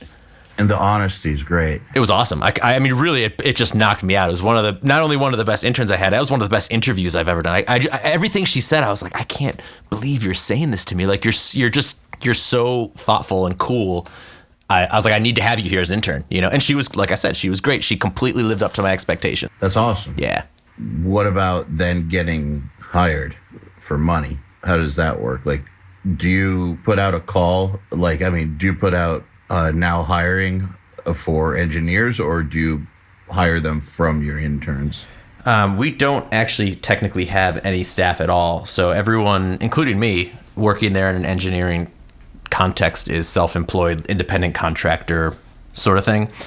So the paid gigs come from, for example, today, my intern who's just doing her first session, she has proven herself to be super competent and very professional. And when we get a cold call in and it's a session that I either can't or don't want to do, in this case, I just didn't have time for it because I'm doing the illustrious URM podcast with my good friend EYAL, whose name I pronounced correctly. Loser. So I have her do it. So she gets the call to take the session in that case, and she'll get paid for it. You know, the same rate that I get paid, which is, you know, not too shabby. Okay, so it basically, once they're at a certain level of skill, it's more like you feel comfortable passing them work when, you know, when the situation is appropriate. Exactly.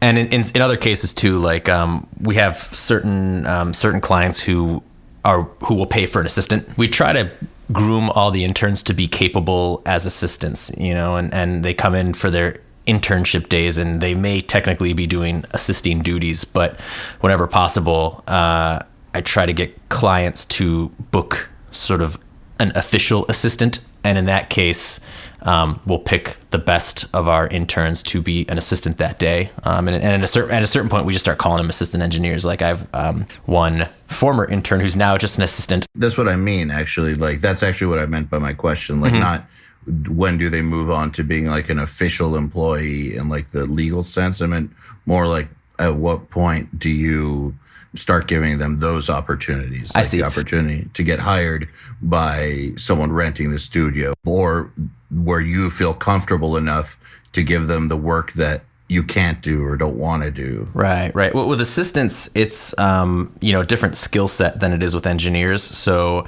I might be inclined to give someone an engineering gig before giving them an assistant gig, which seems counterintuitive, but there's just, the skills are different. And I have certain interns who kind of like maybe suck at assisting, but have shown really good skill and proclivity for engineering. And so there's not like a particular marker that we have in place for that sort of thing. It's kind of just feeling out where they're at, how they act on their internship sessions. That kind of gives me a little bit of a clue as to how they'll perform, in a professional context, like as, in the driver's seat, as it were.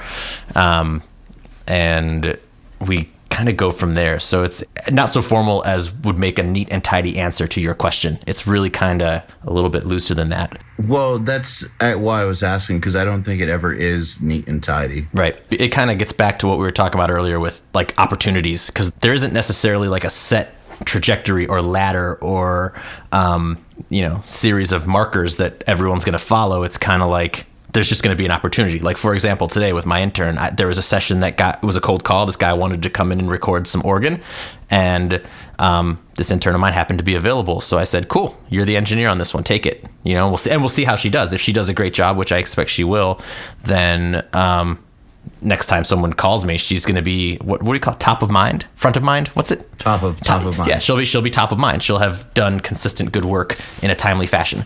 So that's kind of, she's sort of thrust herself into into another potential level of usefulness to us at the studio. Yeah. Okay. That makes perfect sense. That's a really good answer, actually. So we were talking earlier about negative shit that the internet does to give people, a false sense of what success is.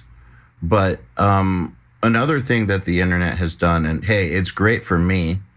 I know that not everybody agrees that it's great for engineers everywhere. I have my own theories as to why it's great for engineers everywhere.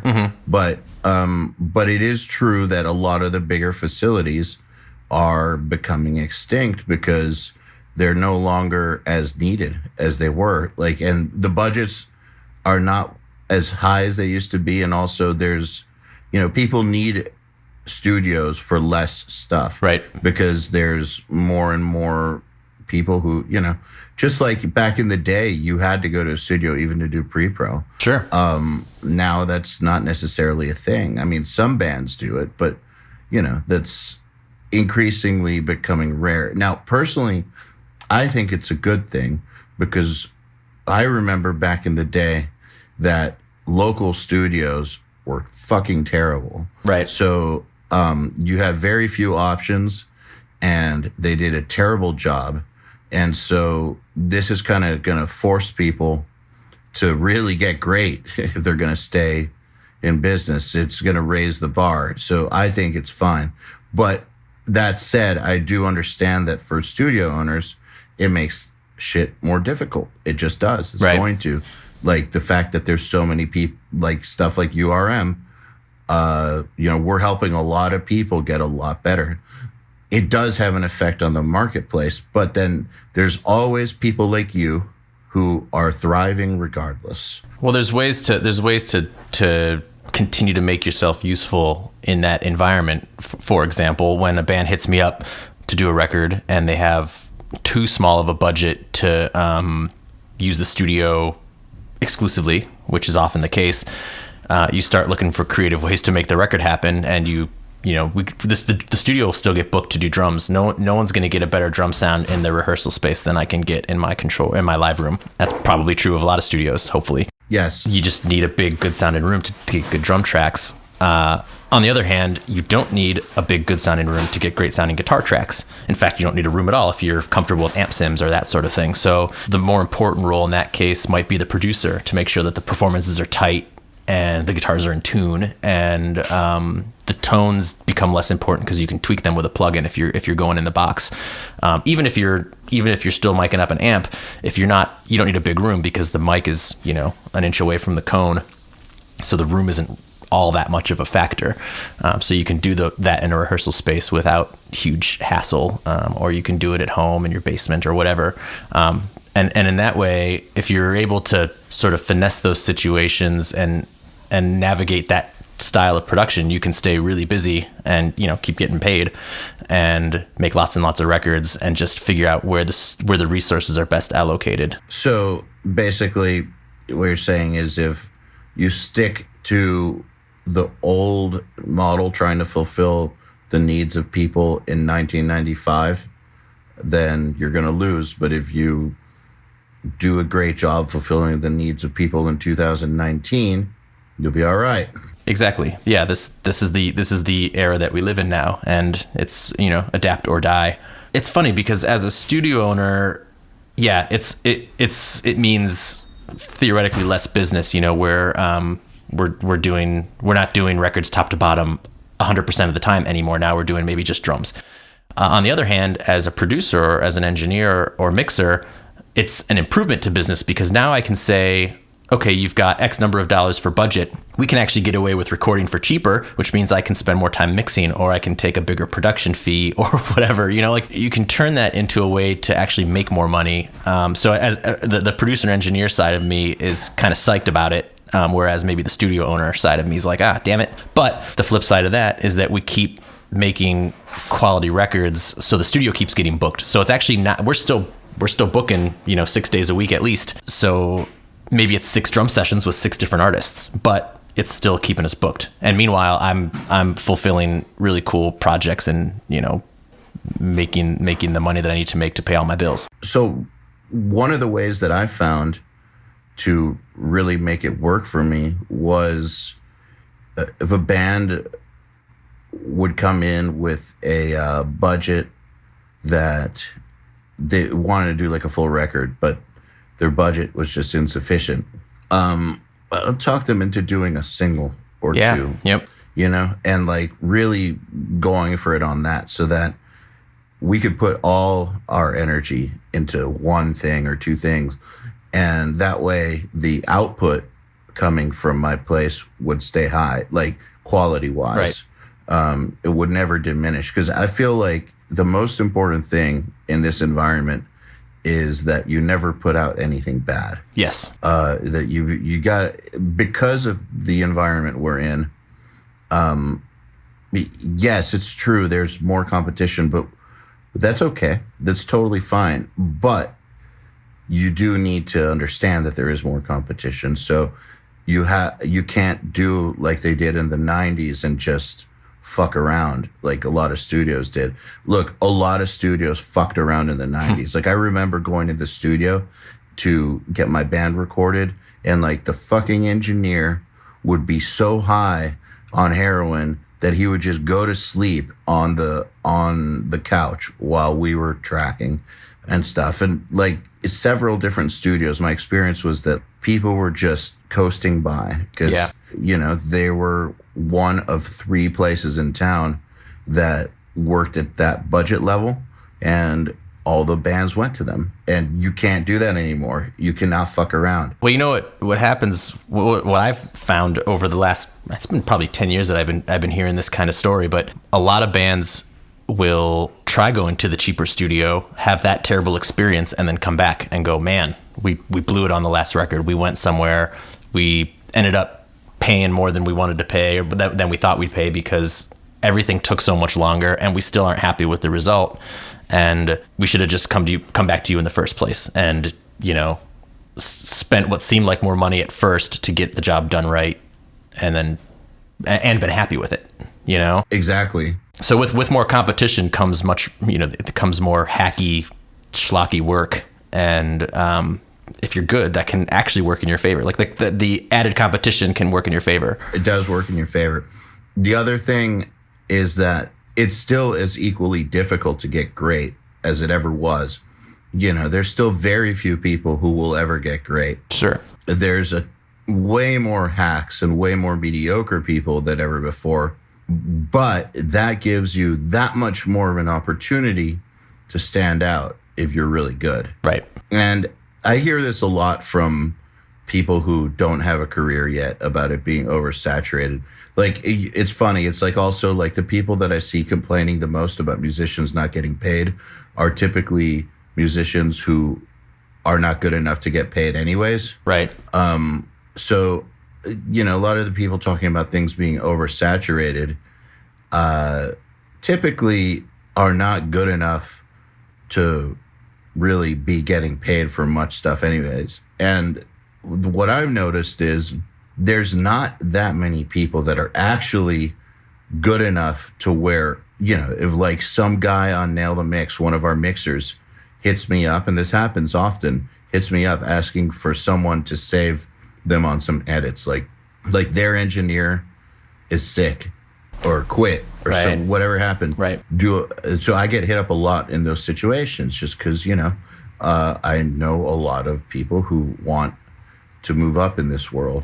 And despite having thousands and thousands of students at URM and then knowing all the engineers I do outside of URM, I can still count on one hand the number of people that I would feel comfortable recommending to a big shot. Right. And it's been like that for years. Before URM, I could only count on one hand the number of engineers that I would feel comfortable recommending to a big shot. I'm very, very careful about making recommendations.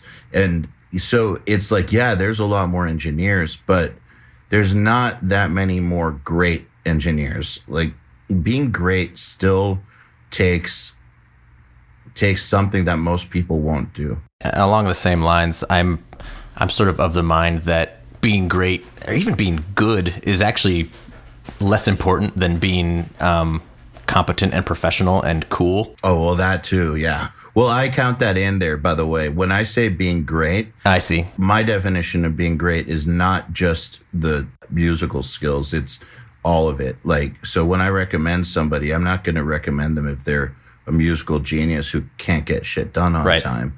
Like, great to me means they can get it done on time, they're cool, and the music part is top level. But even your recommendations aside, I think back about when I first started doing records professionally, and they didn't sound that good, like objectively. I was learning, I was young and inexperienced and learning, but I wasn't conked out on heroin on the couch, and that seemed to help a lot. That was one of the bars that I had to clear, and I cleared it. I was good at communication, and I was enthusiastic about the projects and so on and so forth. And those things get you a lot farther than being able to make the record sound like it was mixed by Michael Brower. And I'm sure local bands are probably more forgiving. I think that the higher up, the higher level client you deal with, the less this is true.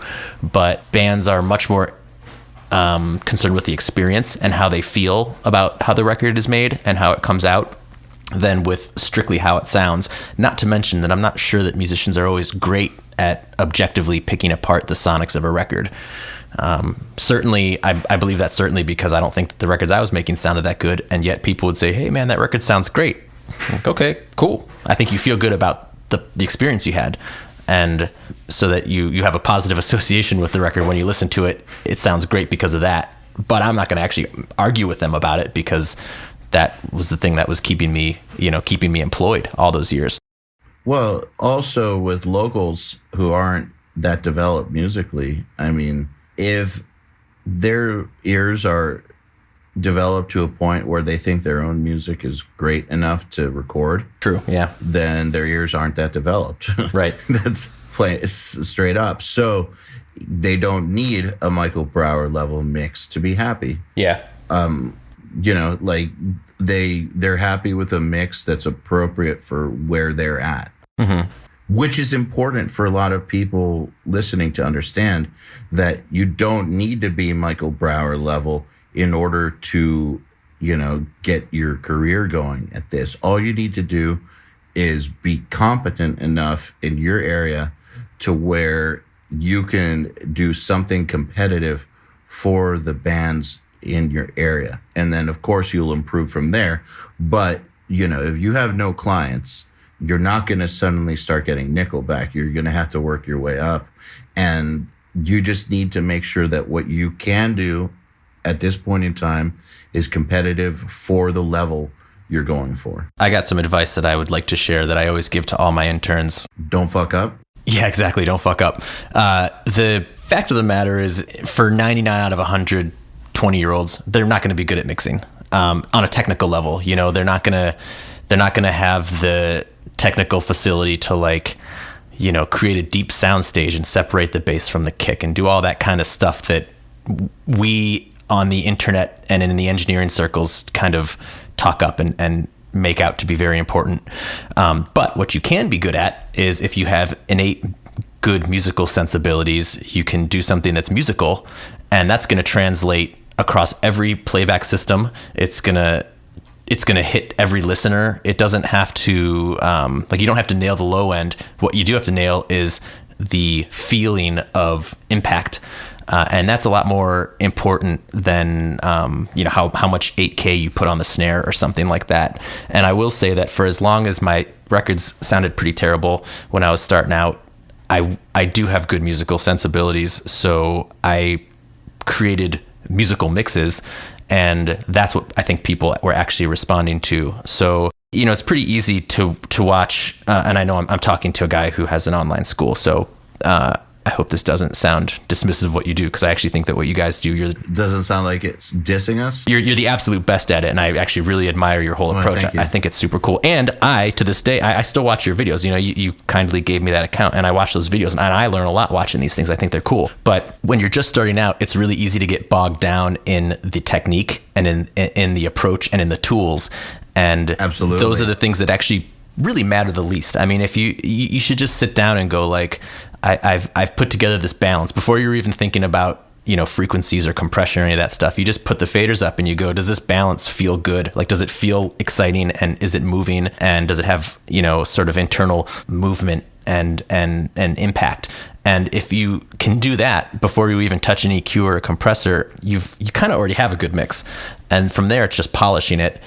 And those musical things I don't know if you can, I actually wonder if they're teachable, if you can. They're not. And by the way, that's not a diss at all. That's actually, as a matter of fact, I routinely will issue challenges to people on Nail the Mix, for instance, to submit plugin free mixes, because one of the problems that they have is overcooking these tracks. Oh, yeah. Because they'll get, for instance, I don't know, are you familiar with Jens Bogren or Opeth? I am, yeah. Chance? Yeah. I had some emails with Jens kind of recently about a tape machine we're selling.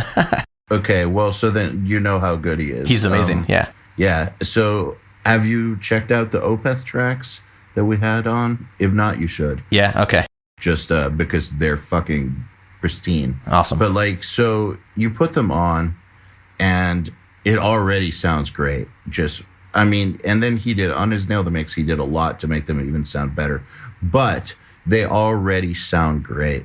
They're phenomenal. They're so well engineered and the band is so damn good. And people were submitting mixes that were worse than the track sounds just faders up.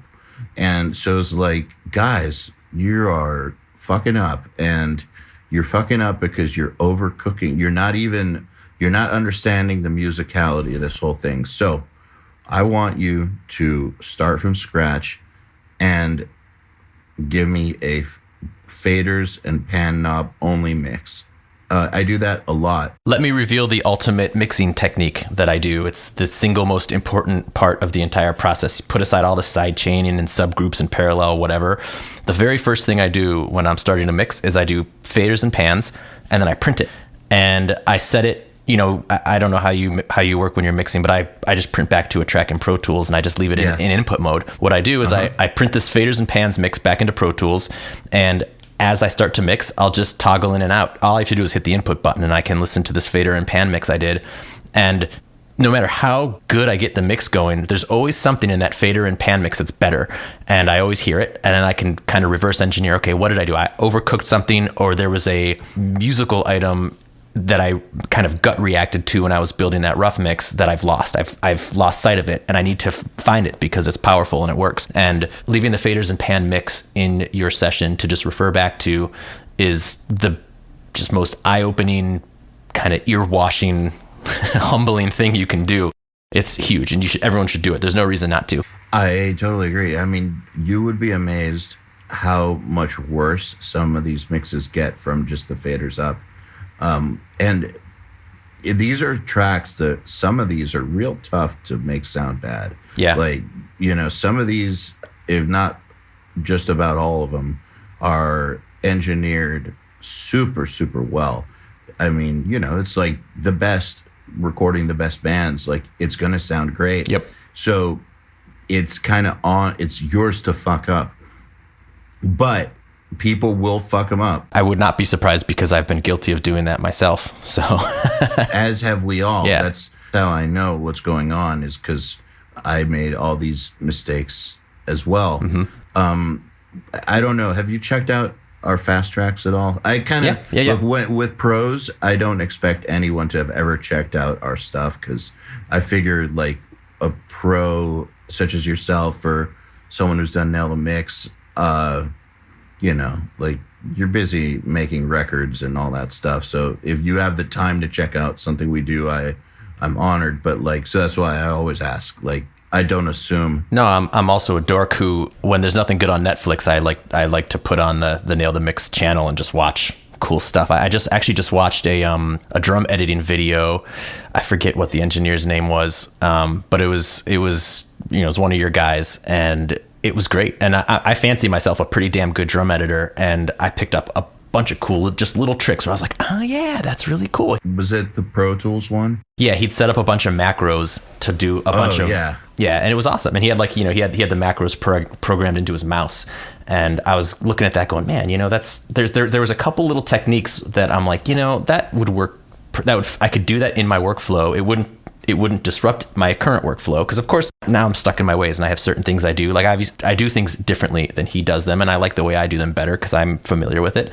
But he had all these little cool tricks within his own workflow that would easily translate into mine, and I've been using them. I've been actually doing a bunch of cool stuff with, I watched Machine's Lamb of God nail the mix, and I've been doing trigger spikes. That one's great. Oh my God. And I've been doing key spikes like a maniac now. Even when Kurt was at Mad Oak, he was doing a bunch of cool stuff with MIDI. And that started me with MIDI. So there's always more to learn. And I actually think it's pretty good to every now and then reassess how you do things, because there are a lot of people who are better than you. Also people who maybe aren't better than you, but still have cool ideas. And that's not to say that any of those guys aren't better. I don't mean to imply that at all.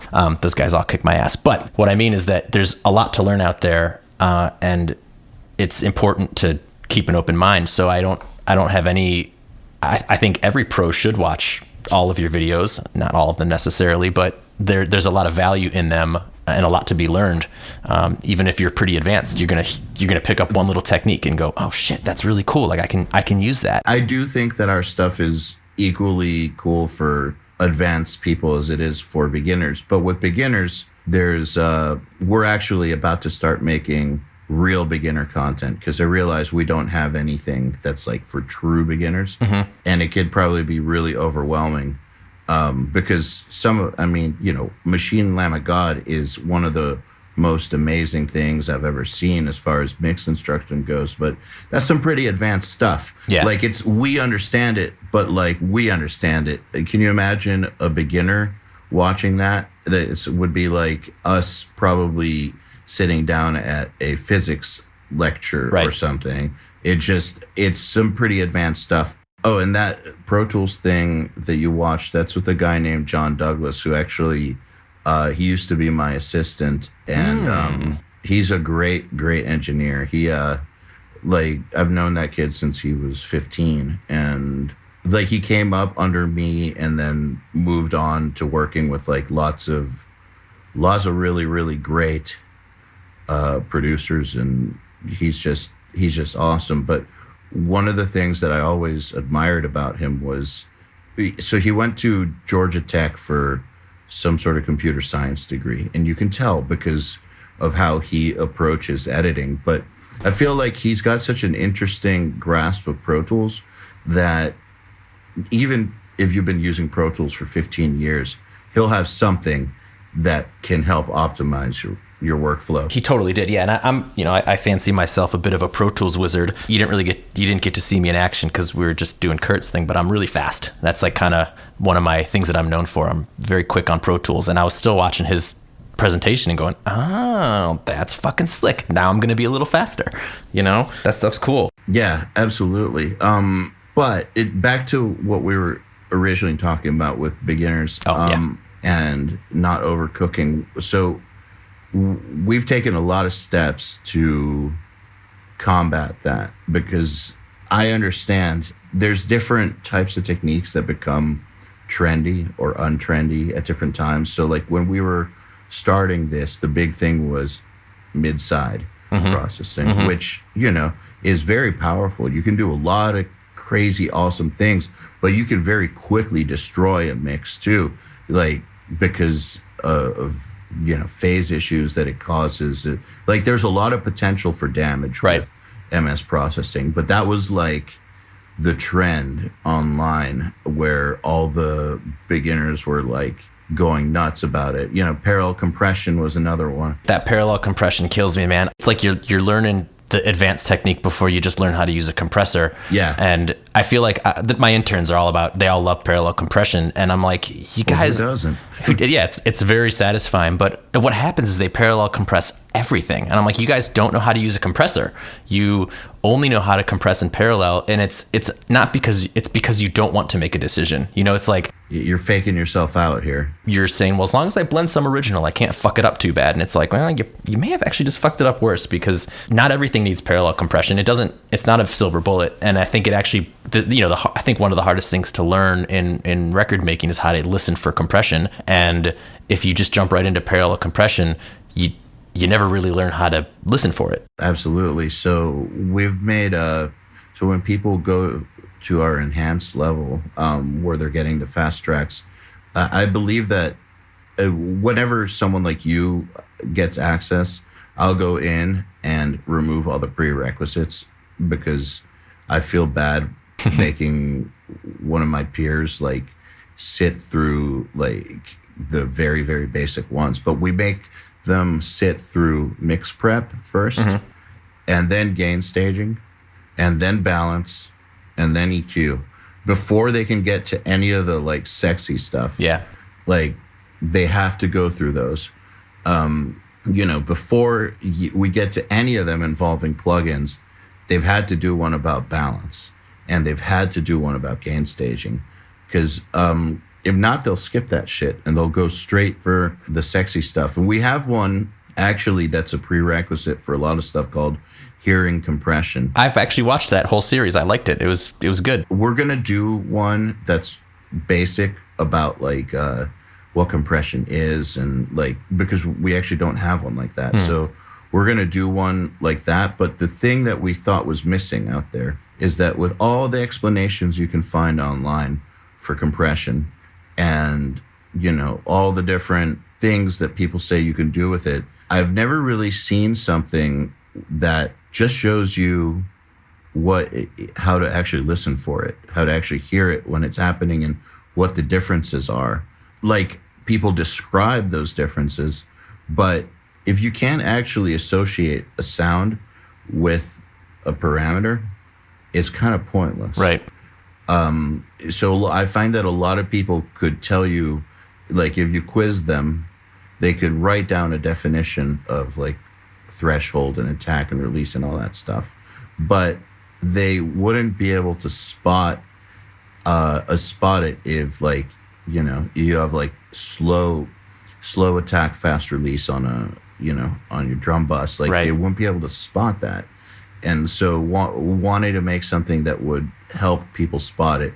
And granted, we did it with Outboard, and it's a little different with in the box plugins, but we wanted to make it drastic to where like you could really hear the difference. So that's why I use the distressor and stuff. And the distressor is also the best learning compressor ever made, I think. That sure is. Anytime one of the kids at work asks me about compression, I'm always like, well, let's plug in the distressor and I'll show you, because that's the one. It just does so much. Absolutely. The other thing too is every once in a while, well, not every once in a while, more often than not, we'll nail the mix will happen, and the person's session will be pretty simple. Like, lots of tracks will have like one or two plugins on them, and sometimes none. And a lot of these guys that are super sick, they don't use that much processing. Not at all. Not at all. Everyone, I mean, you do, obviously, like, there are guys that use a ton of plugins. Like, Taylor Larson's great. He uses a ton of plugins, but a lot of them don't. And a lot of them are just masters of balance, and instead of doing a million moves, they do the 4 right moves. Right. And so whenever that happens, I take that opportunity to really, like, I really exploit it as much as I can to the community. Really try to get them to understand that, like, it's not about doing a bunch of stuff unless you need to, but what it's really about is doing the right stuff. Much like when you watch one of those like shows with Gordon Ramsay where he goes and he rescues some kitchen, and he'll make the same recipe as somebody else, something that they fucked up, and he'll use like 5 ingredients. Right. It'll be like spaghetti, tomatoes, salt, olive oil, garlic, the end, or something. And he'll make it, and it'll be incredible. And I've gone to his restaurants. I know that his food is incredible, but he'll do it with like 5 or 6 ingredients, whereas they tried to make the same dish with way more ingredients and just totally fucked it up. Sure. And it just shows you that understanding the right amount and the right method for a few simple elements will get you way further than overdoing things. Right. It takes some maturity to get to that point, though. That's maybe the key word. Yeah, I think so. So, hey, we've been on for a while, And I don't want to take up 6 hours of your day. So before we finish, we have some questions from the audience. Okay. I'd like to ask you. Cool.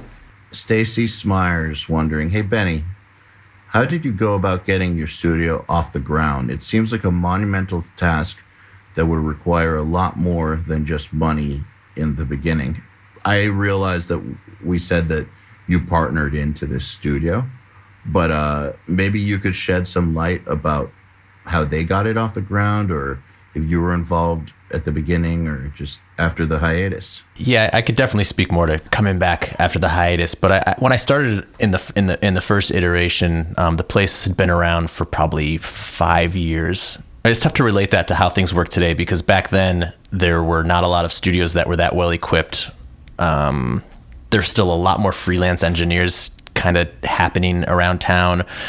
There were still labels paying for records to get made. So talking about what happened, 12 years ago or 15 years ago doesn't really have anything to do with what's happening in 2018 or 2019. When we got the second place off the ground, we had a bunch of people come in for free sessions, which is something that I always encourage people to do, but to do it wisely. Don't invite your friend's band to come in and record for free. Invite a band that is going to, attract other clients or give you some sort of notoriety or cachet, and get freelance engineers to come in and let them check the studio out, make them excited about booking it. Then you have more people booking the room. And the whole objective at first is just to get people in the door. And it's not necessarily going to be a money-making venture at first. We had the advantage of, having a couple engineers who knew the studio and were bringing clientele in. If you're a person who's looking to start your own studio, you might want to kind of poke around town a little bit and find an engineer and say, hey, look, I'm going to give you an awesome rate for the first 6 months to come work in my studio. And, after that first 6 months, maybe we'll talk about what the new rate's going to be. But just to get not only bands, but also engineers and producers and just people in the door and using the place so you can start building up a reputation. All right, great. Thank you. Mike Jim Osborne is wondering, how do you go about managing Mad Oak? Do you do it yourself, or do you have a studio manager? And also, how is your interaction with employees? Yeah, well, I do most of the management duties myself. So that's like booking, getting paid, scheduling, all that kind of stuff. I'm the most well equipped to answer all the client emails because I'm 9 out of 10 times I'm going to be the person doing the engineering. And most of the scheduling revolves around my schedule because I'll be the person who's at the studio doing the engineering. So to answer the question about studio management, I'm effectively the only studio manager. My partner, Craig, he does a little bit of it. He does some kind of administrative duties. And then we have our other partner, PK, who does a little bit of administrative duties, and they'll handle more financial stuff. So there's a split. But the studio calendar and the booking and the client relation stuff is mostly me, with a little bit happening with them. All right, great. Let's see here. Ryan Carew says, hindsight is always 20/20. So now looking back, is there anything you would do differently in setting up your facilities? Was there much trial and error? Well, we talked a little bit earlier about how I had that really great opportunity between the two studio builds to freelance around town for a couple of years at a lot of different studios. So we were really kind of able to build the current iteration of the studio exactly as we wanted it and needed it. That's a pretty rare opportunity. It's tough to offer advice about if someone else is looking to build a studio. It's tough to offer advice on how they should do it because everyone's got a different idea of what a good workflow is. But I will say that when we were figuring out what to do with the new place, obviously I have all my preferences and I wanted to incorporate as many of them as possible. But I also talked to some of my other friends who freelance engineer, and a few things were done not my ideal way because enough people told me, look, man, your way is great for you, but it's not great for everyone. For example, the Patch Bay location. This is just one of those kind of boring things that, it's not very sexy, but it's a pretty crucial part of the workflow. I was really interested in having the patch bay way off to the side, way out of my way, because my attitude is I want to patch and then not think about the patch bay for the rest of the session. And if I have to think about the patch bay, I'm just going to tell the assistant engineer what they should do. I have a bunch of freelancers say, look, we're not going to have assistants every time. We like having the patch bay nearby. We don't know the gear as well, so we're not as likely to patch stuff in advance. They might be more likely to patch around, try a couple different things. So they'd rather have the patch bay close by. And I said, okay, you guys have convinced me. You know, they made good points about that kind of stuff. So there's a bunch of little examples of things like that where I have my preferences and then I kind of run those ideas against friends of mine who I consider to be, professionals with good insight and a lot of good experience, and sort of just average everything out and try to make the best experience, something that's great for me and for my clients, and then also something that's great for any freelancers that come in. I definitely have a lot of pride in that Mad Oak is a sort of studio that you can, as a freelance engineer, you can just walk into and it works, and it's really simple. There's not a whole lot of guesswork that you'd have to do. And not only is that good for the studio's reputation, it's also good for me personally because I don't have to be on the phone playing tech support to new freelance engineers. So this question, I guess, kind of, you covered part of it with your last answer, but I guess this is kind of like springboarding off of the last question or your last answer from Ruben Sanchez. So how would you manage your studio to rent it as is so other producers would use it? How do you go about handling this? Well, we are really competitively priced. Our philosophy, since before I worked there, this is the guy that started the studio had a philosophy that I've basically adopted because it's proven itself to work, which is that it's better to have someone in the studio every single day for a lower rate than have someone in the studio 3 or 4 days a month for a higher rate. And that's worked out great for us. We're constantly booked. We're booked really far in advance, and we keep the price really affordable. We do it because we want an excuse to keep the lights on. We're paying the electric bill, so we may as well have someone in there using the studio. We do it because it's great to be able to provide artists a place that is affordable and really world class for them to record. And it's also great because it keeps us all real busy. And, like you were talking about earlier, you don't want to get stagnant. You want a high frequency of work. That means more people talking about your studio, more people using it. It kind of keeps you at the forefront of people's minds. All right. Michael Goodrich is wondering, what are some more obvious obstacles to running a business that can be overlooked by people just getting started?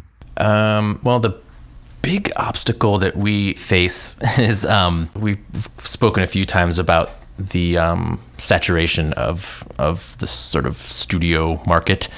There's a lot of engineers and there's a lot of would-be engineers, and there's a really, really wide range of experience.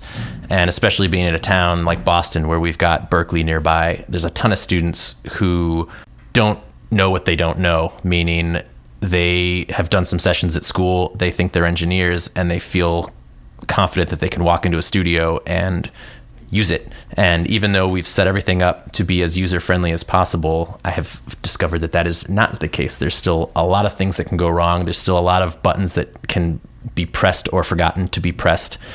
And there's a really wide range of experience levels out there from people who call themselves engineers. And you've got to bear that in mind as a business owner, because it's really common. It's a really common thing for someone to assume the studio is broken when they can't figure out how to use something, even if everything's working fine. It happens all the time.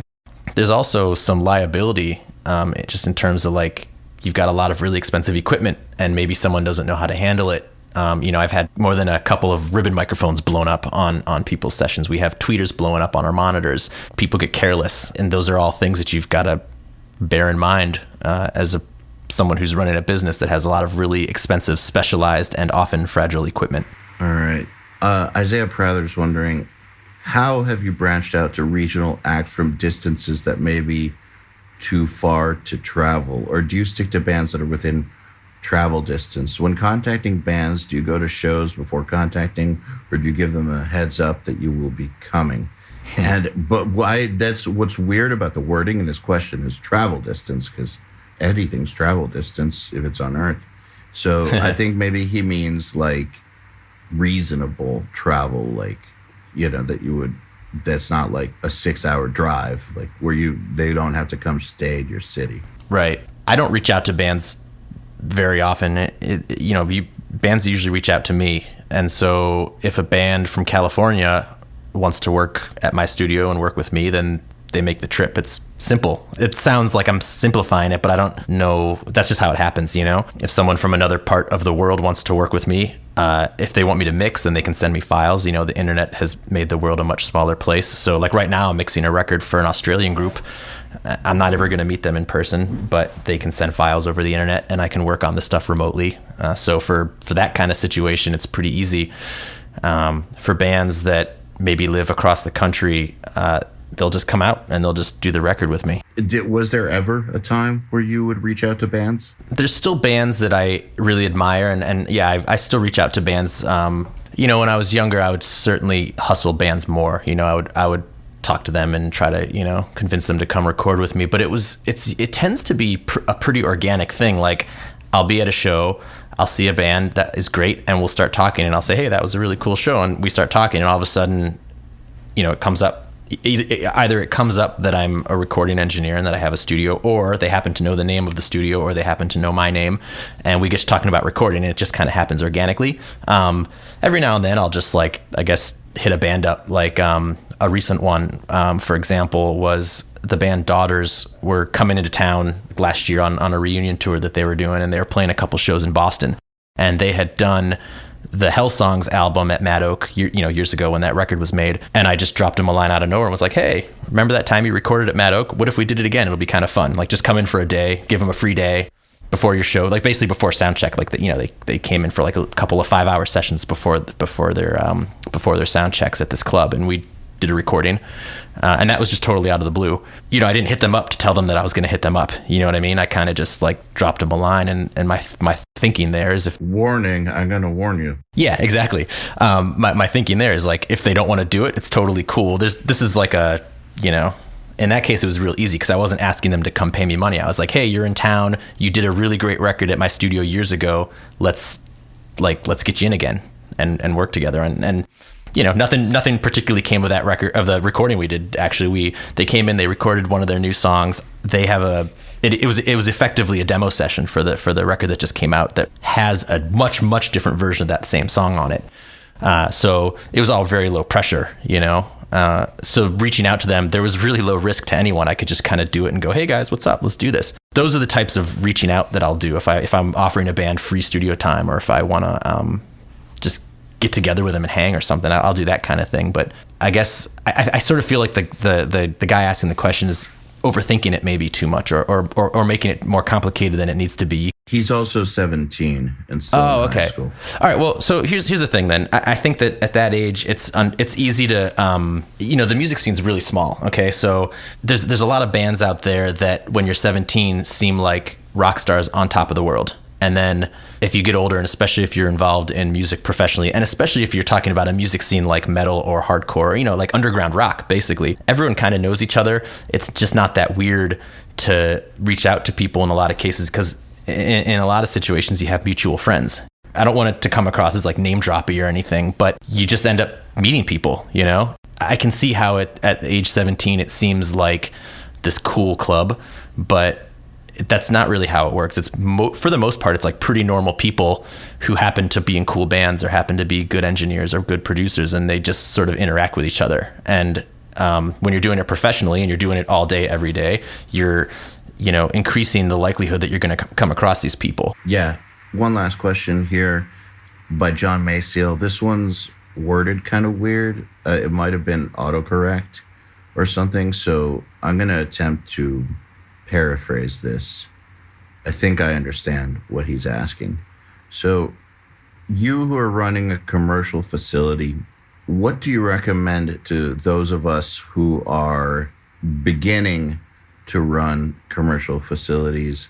What are some things that, some expenses that we may not be thinking about right now that might be really smart to invest in, so that we can think about scaling our studio up into something that, other producers and engineers can utilize, but we might not have these investments on our mind right now because we're at the beginning of the journey. Like, is there anything that maybe you think would be real wise for us to, if we're looking towards the future and what we want is to have a successful commercial facility such as yours where other people can come in, what would you recommend that we invest in that we may not even be aware of right now? Well, I can't guess at what someone might or might not be aware of. It's also tough to say. I think part of the answer could be regional, or it could be dependent on the types of bands. I know a lot of your students are into metal. I would say, like, if you want to have a commercial studio, don't set yourself up to only record metal. So maybe buy a couple guitar amps and don't just get the Axe effects. Maybe, but I could be totally wrong. I guess the best thing to do would be to try to meet up with people who own studios in your area, particularly studios that are busy and have freelance engineers working in them, and see what they have. And maybe try to talk to the actual freelancers themselves and say, hey, what do you guys value? That's what we did. Like I said, we when we were laying the place out, I had all my ideas, and some of them got superseded by conversations I had with the folks that I wanted to bring into the studio to work. They would tell me what they liked. And there's kind of a two-pronged benefit to that. One is that you'll hopefully make a more well-rounded studio. The other is that by saying, hey, Mr. Engineer X, what do you want in a studio? And they tell you, and you go, cool, I'm gonna implement that into my studio. Now Mr. Engineer X feels like they've had some say in the building of your studio, and they feel maybe more compelled to work there now because they've had a part in its design. You're sort of you're hearing their voice and their preference and saying, hey, I value what you have to say. And they're going to say, cool, that's awesome. Now there's a place that's kind of being built to my specifications. Like, I want to work there. That's great. Great. And I just have one last question. Okay. Which is, what's up with the cold brew at your place? It's so damn good. Isn't it good? So basically, for people who don't know, Mad Oak has cold brew coffee on tap. And it is fucking great. And I'm one of those people that does cream and sugar. I don't like my coffee black, but I will just drink this straight out of the tap the way it is. It's just so damn good. It's so good. First of all, thank you for putting that in. But what's the story with that? Craig, who's the guy that started the studio a few years ago, took a coffee roasting class just for fun. He loves coffee. He thought it'd be kind of a fun thing to do. And the guy teaching the class is this renowned coffee roasting expert. Craig discovered that he's really, really, really, really good at roasting coffee. And the guy told him, hey man, you're unusually good at this. You should think about doing this a little bit more seriously. And Craig did. And he just got really good at it really fast and makes kick-ass coffee. It's as simple as that. It's great, man. Seriously. That was one of the best things. It really was. It's just so damn good. So I know, it's awesome. Everyone loves it. It's a hit. Yeah. And I don't know. I've been to studios where they have beer on tap before, and you would think that kind of thing is superficial or a gimmick, but it's not. It really, it's little details like that go a long way to making clients happy. Definitely. Maybe that's an answer to one of your early questions then, is that client comfort is something that I think maybe gets overlooked. Everyone gets so focused on I need another mic preamp or another compressor. And maybe what you need is a good coffee maker, That's absolutely true. One of the first things I did when I had my first studio, my parents' basement, was I bought a mini fridge for the control room. And I always had it stocked with Red Bull, Coke, water, Sprite, Dr. Pepper, just a lot of it. And, that's not a big deal. It's not I don't think this is some genius thing I came up with, but I did that. It cost me, $5 or $10. per session to do it. And it's not like people came to me because I had Dr. Pepper in the fridge, but they appreciated it. Just little things like that. Totally. They appreciated that. And I mean, that was a mini fridge in my very first studio's control room. So, there are a lot of things you can do beyond that to make people comfortable. And I've seen some studios go, put a lot of money into it. But even if you're just starting out and all you have is a basement room or a garage, or you bring your clients into your bedroom, like whatever, little things like that go a long way. They really do. A comfortable couch and some good lighting goes a long way. Yeah, it does. It really, really does. It's kind of like, so when you fly at the front of the plane, they do a lot of stuff that costs them $0. Like, for instance, the hot towels that are moisturized that they give you about 20 minutes into the flight that you put on your face and stuff, that doesn't cost them any money, really. I mean, maybe it does to clean the towels, but it's not like they invested this huge amount into the hot towels, but it just makes you feel better. And there's a bunch of little things that they do that aren't like, I mean, if I wanted to just get a towel in my own place of living and run it under hot water or put it in the microwave for a second and do it, I could. Like, it's not like they're giving me something I couldn't just do myself. But the fact that they're thinking about making me feel better in an uncomfortable situation makes me happy. Yeah. Like, that kind of thing, it works. Like, you don't have to give people expensive things in order to make them feel better. Like, oftentimes it's just thinking about their comfort and doing a few simple things, like a comfortable couch with some decent lighting, a mini fridge with cold drinks. That right there, already you're already ahead of the game compared to most places that are first starting out. Yeah, totally. Those things make a huge deal. Yeah, it's true. So, all right, Mr. Benny Grotto, I think 3 hours is a good run time. Thank you for so the much. podcast. I bet you weren't expecting to do a 3 hour long episode. I wasn't, but it's a good warm up for when you finally give me one of the nail the mix things. I got to get my endurance up.